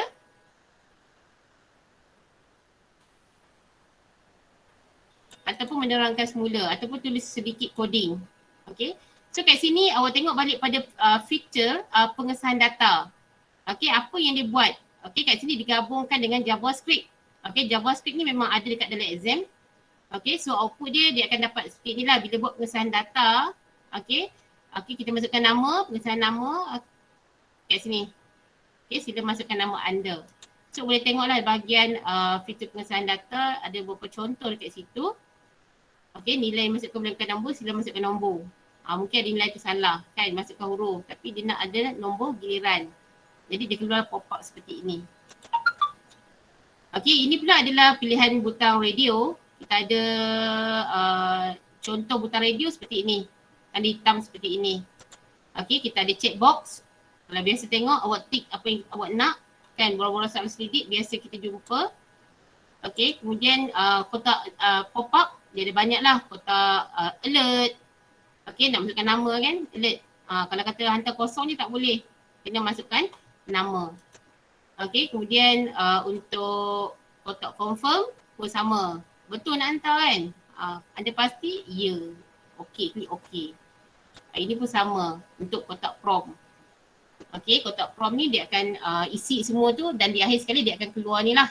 Okey, dia akan keluar dia punya output dia. Hai Abu, apa khabar hari ini? So boleh tengok dekat rujuk buku teks awak. So dekat sini antara yang penting adalah laman web interaktif. Okey, laman web interaktif ni dia ada ciri-ciri laman web interaktif. Okey, laman web interaktif ni adalah laman web yang mempunyai kandungan yang dinamik dan sesuai atas sesuatu carian atau permintaan daripada pengguna. Jadi kandungan laman web tersebut boleh diubah daripada laman web tertentu atau hasil daripada pemprosesan komputer pelayan yang dipaparkan berbeza mengikut permintaan pengguna. Jadi data disimpan dalam pangkalan data dengan menggunakan MySQL boleh dicapai dan dikemas kini melalui laman web. Apa yang kita buat sekarang pun sama. Kemudian untuk tujuan itu sambungan kepada pangkalan data perlu dilakukan terlebih dahulu sebelum data dapat dicapai dan juga dikemas kini. Okey. Ciri-ciri laman web interaktif ni tolong hafal, ada 4 ni kena hafal menggunakan bahasa pengetahuan web seperti PHP, ASP dan lain-lain, mempunyai capaian kepada pangkalan data. Kemudian kandungan laman web berubah ikut permintaan pengguna. Kandungan laman web sering dikemas kini. Okey, ada soalan yang keluar berkaitan dengan ciri-ciri laman web interaktif. Kemudian elemen-elemen dalam laman web interaktif ni ada 5 perkara ni. Yang ni pun kita kena tahu juga. Antaranya adalah objek ataupun form dalam laman web, kemudian sambungan kepada komputer pelayan, web server, kemudian carian maklumat berdasarkan permintaan daripada pengguna. Kita buat kerja projek tu pun kita ada buat carian. Kan, dah buat carian, dapat dia punya hasil, kemudian kita nak print kan. Nak dapat, nak cetak, sampai kepada cetak je lah. Kemudian paparan maklumat diperoleh atas permintaan daripada pengguna, kemudahan mengumpulkan data yang diperoleh dan disimpan semula ke dalam pangkalan data. Okey. Kemudian ini juga sering kali keluar 2019 ke 2020. Pengguna dan pentadbir sistem. Kita kena faham siapa pengguna, siapa pentadbir sistem. Okey. Laman web untuk pentadbir dan juga laman web pengguna ni dia akan berbeza. Dia akan jumpa dekat mana, perbezaan tu akan berlaku dekat mana, dekat laman web log masuk ni. Okey, kalau kita masuk log masuk dengan akaun admin, kita masukkan ID dan password admin, maka kita akan pergi kepada bahagian pentadbir sistem. Kalau pengguna yang biasa, dia akan dapat lihat bahagian pengguna sahaja, dia tak dapat nak tengok data-data yang berkaitan, tak boleh nak buat perubahan. Okey, kemudian membina sebuah laman interaktif ni dia ada 2 kategori pengguna, iaitu pengguna biasa sistem. Inilah dia. Kan, kita ada laman web log masuk. Okey, log masuk dia akan tentukan jenis pengguna tadi. Okey, kemudian bila kita dah log masuk, dia akan tentukan sama ada kita layak untuk masuk ke admin PHP ke ataupun pengguna.php. Okey, kalau sebagai admin kita boleh lihatlah data-data yang ada dekat dalam pangkalan data. Okey, selesailah untuk bab semua topik yang bahagian cikgu. Okey, kita tengok soalan, okay, yang ni cikgu tak nak bincang. Kita tengok pada soalan SPM tahun 2021. Lebih kurang 15 minit lagi kan. Okey, cikgu akan kita bincang soalan yang tahun ni. Kita pastilah sama ada awak dah buat ke belum soalan-soalan SPM yang ada.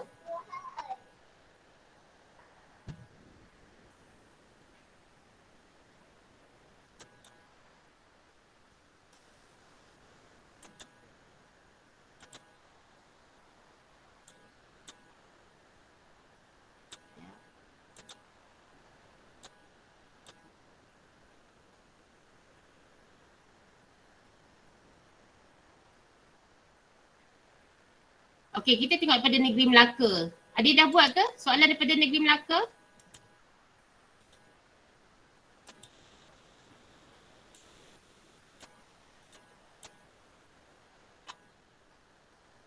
Okey, kita tengok soalan nombor 15 daripada negeri Melaka. Okey, lengkapkan jadual pernyataan di bawah dengan prinsip reka bentuk yang betul. Okey, apa prinsip yang A? Apa prinsip A? Siapa boleh jawab? Kebolehan membuat pemerhatian. kebolehan membuat pemerhatian. Okey, B. Mudah untuk dipelajari. Boleh dipelajari. Okey, boleh dipelajari. Okey, ni kebolehan untuk menjangka. Boleh dipelajari. Okey, ini adalah ikut skema dia. Okey, boleh juga awak rujuk buku teks awak.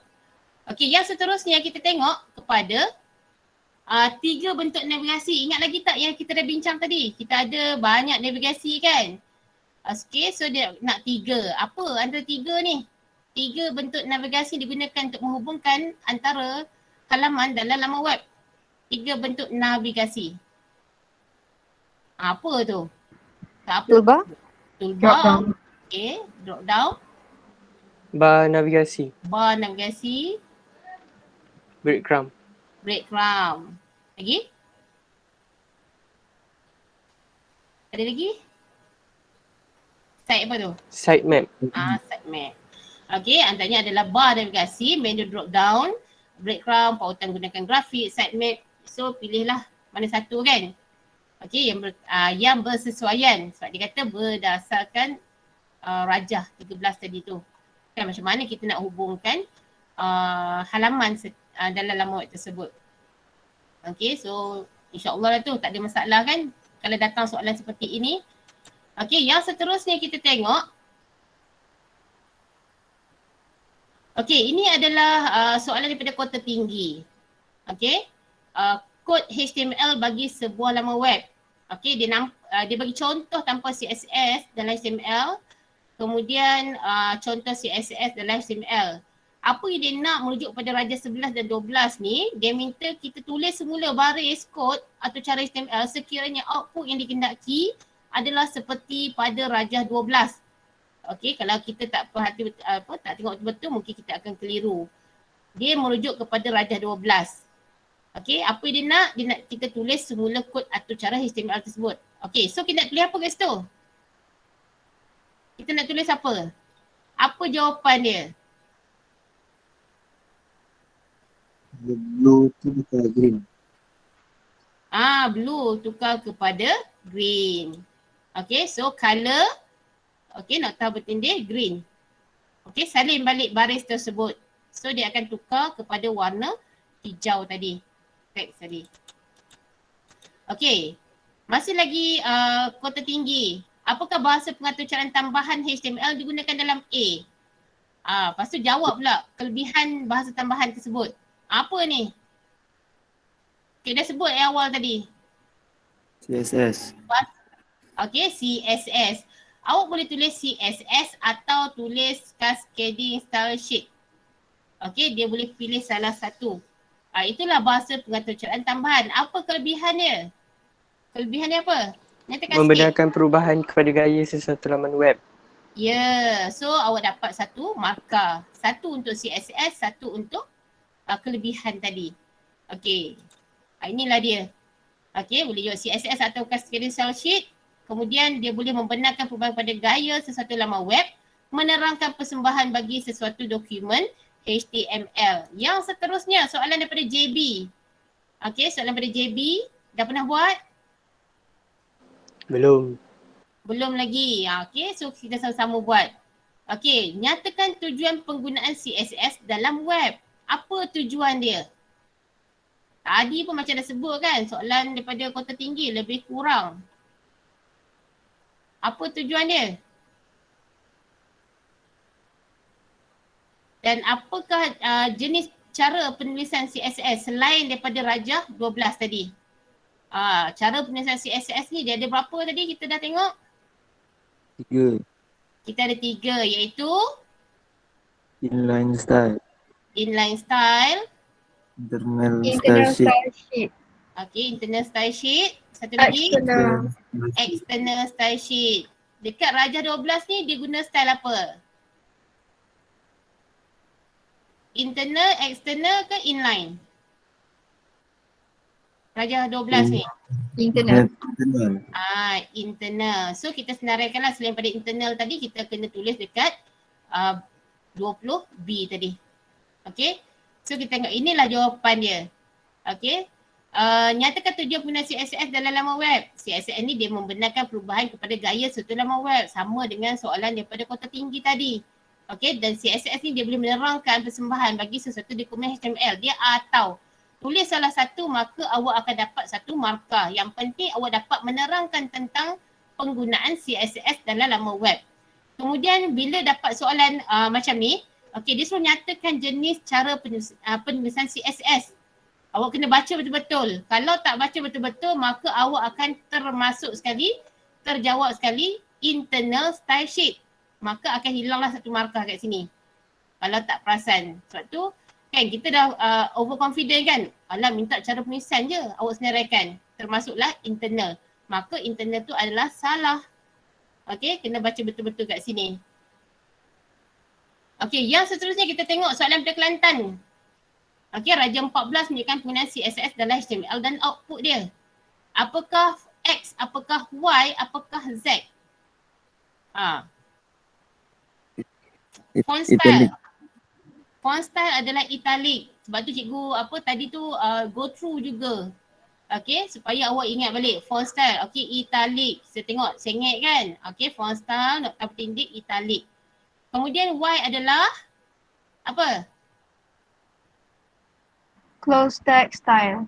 Okay, close text style. Okay, sebab tag HTML ni dia ada pasangan-pasangan dia. Yang tak ada pasangan disebut sebagai empty element. Iaitu yang kita tengok tadi BR dengan IMG. Kemudian Z. Z ni apa? Laman web Laman sekolah. web sekolah. So sangat mudah untuk kita dapat 3 markah. Kalau soalan SPM pun dia boleh keluar seperti ini juga. Itu biasa. So inilah yang perlu awak tulis, so awak akan dapat setiap satu tu 1 markah. So kita tengok pada soalan Perak.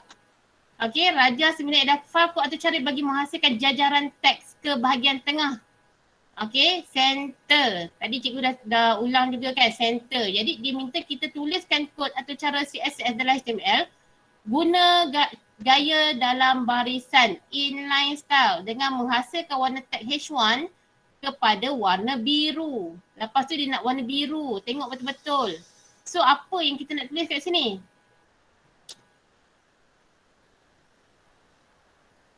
Macam mana kita nak buat?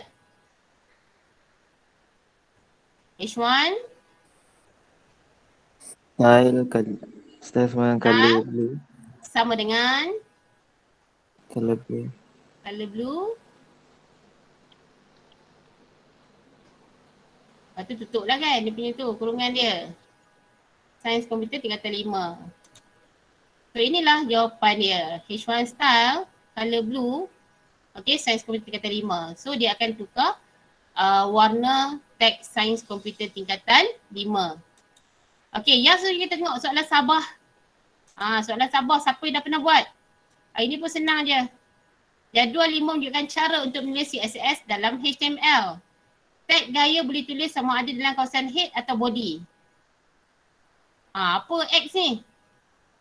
Gaya dan barisan. Inline style. Inline style.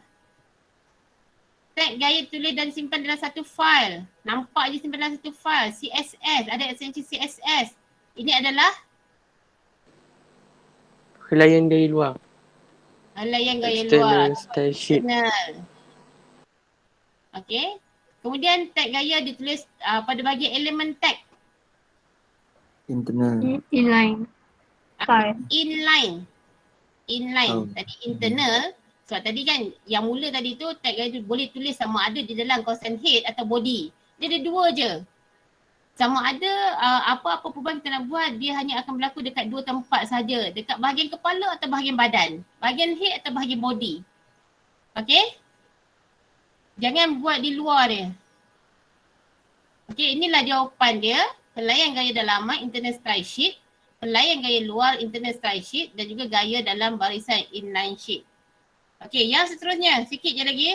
Okay, untuk soalan Selangor. Namakan bahasa pengaturcaraan P. P ni tentang apa? P. P adalah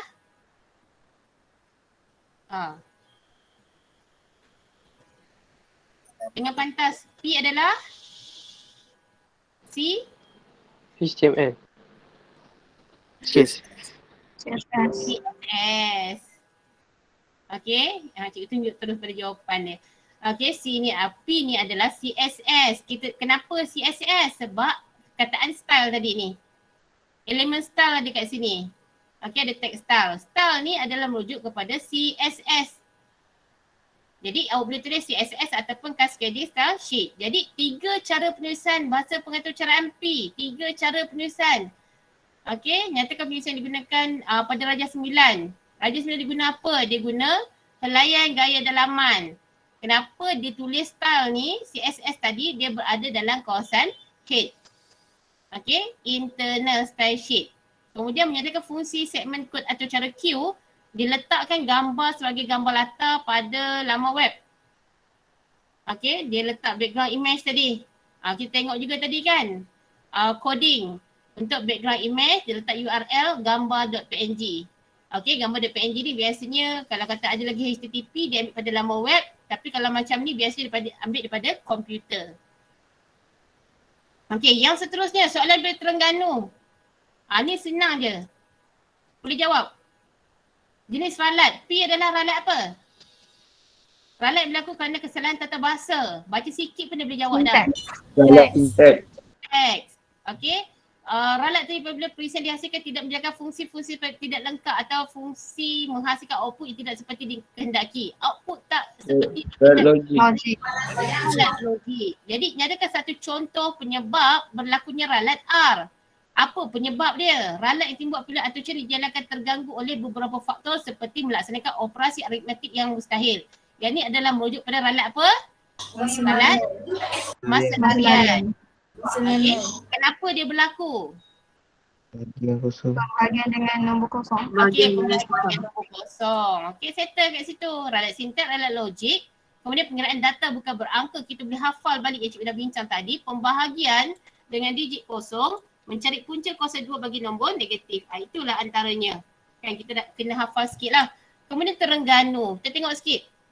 Boleh lagi ya? Sikit lagi. Ni soalan-soalan yang SPM. Interaksi antara manusia dengan komputer ni merupakan proses dialog atau kegiatan dilakukan oleh manusia untuk berinteraksi dengan komputer. So nyatakan 3 keperluan interaksi antara manusia dan komputer. Apa 3 keperluan tadi tu? Meningkatkan produktiviti. Meningkatkan produktiviti. So kita tengoklah meningkatkan produktiviti, mengembangkan aktiviti dan menambahkan pengalaman manusia, pengkomputeran sosial, mendapatkan permintaan dalam pasaran, mengurangkan kos selepas jualan, mengurangkan kos pembangunan. So ada 3, siap satu tu ada 1 markah. So pilih 3 saja. Untuk nombor 10, Rajah 7 menunjukkan gambaran awal satu produk yang akan dibangunkan. Nyatakan proses bagi membina paparan reka bentuk skrin. Okey, nah proses. Apa proses dia? Ini adalah apa? Awak tengok je macam ni sebenarnya awak dah boleh jawab dah.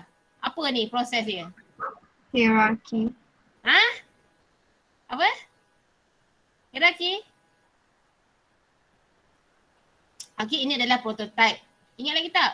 Bila kita buat prototype ni, kita tak boleh buat 1 je, buat 2. Reka bentuk kan? Okey, proses bagi membina paparan reka bentuk skrin ni, ini adalah prototype. Okey, 2 tujuan prototype dibuat ni adalah untuk mendapatkan maklum balas pengguna, mengetahui keperluan pengguna berdasarkan hasil analisis tinjauan. Okey, kemudian soalan negeri 9. Pernah jawab tak? Pernah jawab? Nyatakan 2 prinsip asas reka bentuk laman sesawang. Ke ramai tak jawab soalan ni? Ni soalan negeri 9 tahun ini. Tahun 2020 awak lah. Jawab ke tak? Apa 2 prinsip asas reka bentuk laman sesawang ni? Prinsip asas ada berapa? Prinsip asas ada berapa? Prinsip asas kita ada 7 yang cikgu minta 7. awak hafal. Okey, tolong hafal. Okey, kalau dia minta nyatakan 2 prinsip asas ni saja tak apa. Tapi kalau dia minta dengan huraian, sebab tu kita kena tahu. Okey, prinsip asas berserta dengan huraian. So kita kena faham betul-betul. Kita boleh tulis ke 7 prinsip asas tadi dan kita boleh terangkan dengan baik. Okey, so pilih mana-mana satu. Okey, yang seterusnya. Lengkapkan jadual prinsip reka bentuk dengan tepat. Ingat lagi tak prinsip reka bentuk interaksi ni? Jawab ke tak jawab? Yang pertama adalah mudah untuk dipelajari. Yang seterusnya X tu adalah apa? Siapa nak jawab? Ada yang nak jawab? Maklum balas. Maklum balas. Lagi? Guna aplikasi tanpa sebarang keraguan. Apa tu? Maklum balas. Maklum balas. Maklum balas tu yang Kebolehan membuat pemerhatian. membuat perhatian. Kebolehan membuat pemerhatian. Okey. Kemudian yang elemen kekal pada kedudukan yang sama? Konsistensi. Itu adalah konsistensi. Ini dia. Okey, X tadi tu yang atas tu adalah maklum balas, kebolehan membuat pemerhatian. Okey, sebab kita tulis saja keraguan, ketidakselesaan, maksud dia boleh buat pemerhatian dan juga konsistensi. Okey, masih lagi Negeri Sembilan. Banyak keluar kan?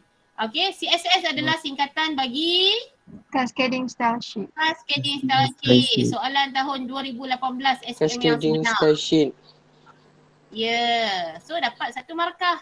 Apa fungsi CSS dalam bina laman sesawang? Ulang balik tadi. Perubahan. Buat perubahan. Inilah dia. Membenarkan perubahan. Perubahan kepada gaya sesuatu laman web dan menerangkan persembahan bagi sesuatu dokumen HTML. So dapatlah 1 markah. Yang ni saja pun dah dapat 1 markah. Okey. Kemudian kita tengok soalan batu pahat. Sempat cikgu cari soalan batu pahat. Okey, berikan 2 kaedah proses pengumpulan maklumat sebelum sebuah laman web itu dibangunkan. Apa proses dia? Tadi cikgu minta awak hafal kan, proses mereka bentuk kerangka aplikasi. Dia dah bagi dekat sini Raja ni.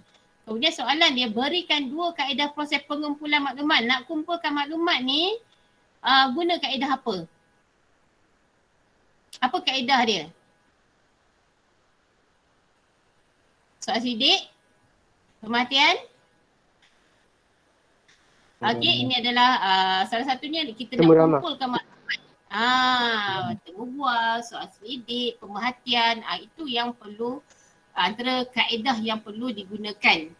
Kan masa awak buat sistem hari tu awak main buat je kan, tak ada buat kaedah-kaedah ni. Kalau ikutkan kita kenalah buat temu bual, soal selidik, buat pemerhatian, tengok laman web yang orang dah buat supaya kita boleh tentukan laman web kita tu bentuk dia macam mana, apa maklumat yang kita akan letak, kan kita dudukkan ikon tu sesuai tak sesuai. Itulah dia. Okey, yang seterusnya. Soalan yang terakhir. Penstrukturan halaman. Cikgu minta tadi awak hafal penstrukturan halaman tu ada berapa. Okey, penstrukturan halaman ni merujuk kepada bagaimana setiap halaman dalam laman web dihubungkan. Jadi kita kena berikan 2 gaya penstrukturan halaman. Ada berapa penstrukturan halaman? 3. 3. So bagi nama? Hierarki. Rujukan kompleks. Ya. Hierarki, jujukan kompleks. Tahniah. Okey. Inilah antara soalan-soalan yang berkaitan dengan topik yang kita cover pada hari ini. Okey, cikgu harap bila kita lihat bersama-sama kembali fakta-fakta kan, tajuk-tajuk tersebut dia boleh awak boleh ingat balik kan apa yang awak dah belajar. Sampai-sampai tu kira dah habislah ulang kaji. Dengan pantas kan 2 jam awak belajar pagi tadi pun dengan Cikgu Rafiq pun dah selesai. Dengan saya kalau ikutkan semua yang berkaitan dengan topik 1.5, 3.1, 3.2, tingkatan 4 semua kita dah cover. Okey, dah buat ulang kaji, dah cuba hafal. Apa yang patut hafal awak kena hafal kalau masih lagi tak ingat. 3.3 pun dah selesai. Cikgu rasa tak ada satu benda pun yang cikgu tinggalkan. Okey. Ada apa-apa masalah lagi? Okey, dah 1.5 minit, kita akan berhenti. Okey, kalau dah tak ada apa-apa, kita berhenti setakat ni dulu. Okey, semoga awak semua dapat jawab exam dengan baik kan. Dan apa yang cikgu tekankan tadi, bab-bab fakta tadi tu, tolong hafal bagi yang belum hafal. Okey, kita buat berulang kali. Kalau awak perasan pun soalan-soalan SPM pun ulang. Kan, itulah antara soalan-soalan yang boleh dibina. Okey, sangat mudah je sebenarnya. Yang penting kita ingat fakta dan kita boleh bagi huraian, kita faham. Okey, kalau tak ada apa-apa, cikgu berhenti setakat tu dulu. Okey, kita jumpa di lain masa, insyaAllah. Okey, kalau ada sebarang masalah, itulah Kan mungkin boleh awak tanya dengan cikgu awak. Okey. Kalau tak apa kita jumpa lagi lain kali. Okey. Terima kasih. Assalamualaikum. Dan boleh Terima kasih, Guru. Terima kasih, Guru. Terima kasih, Cikgu.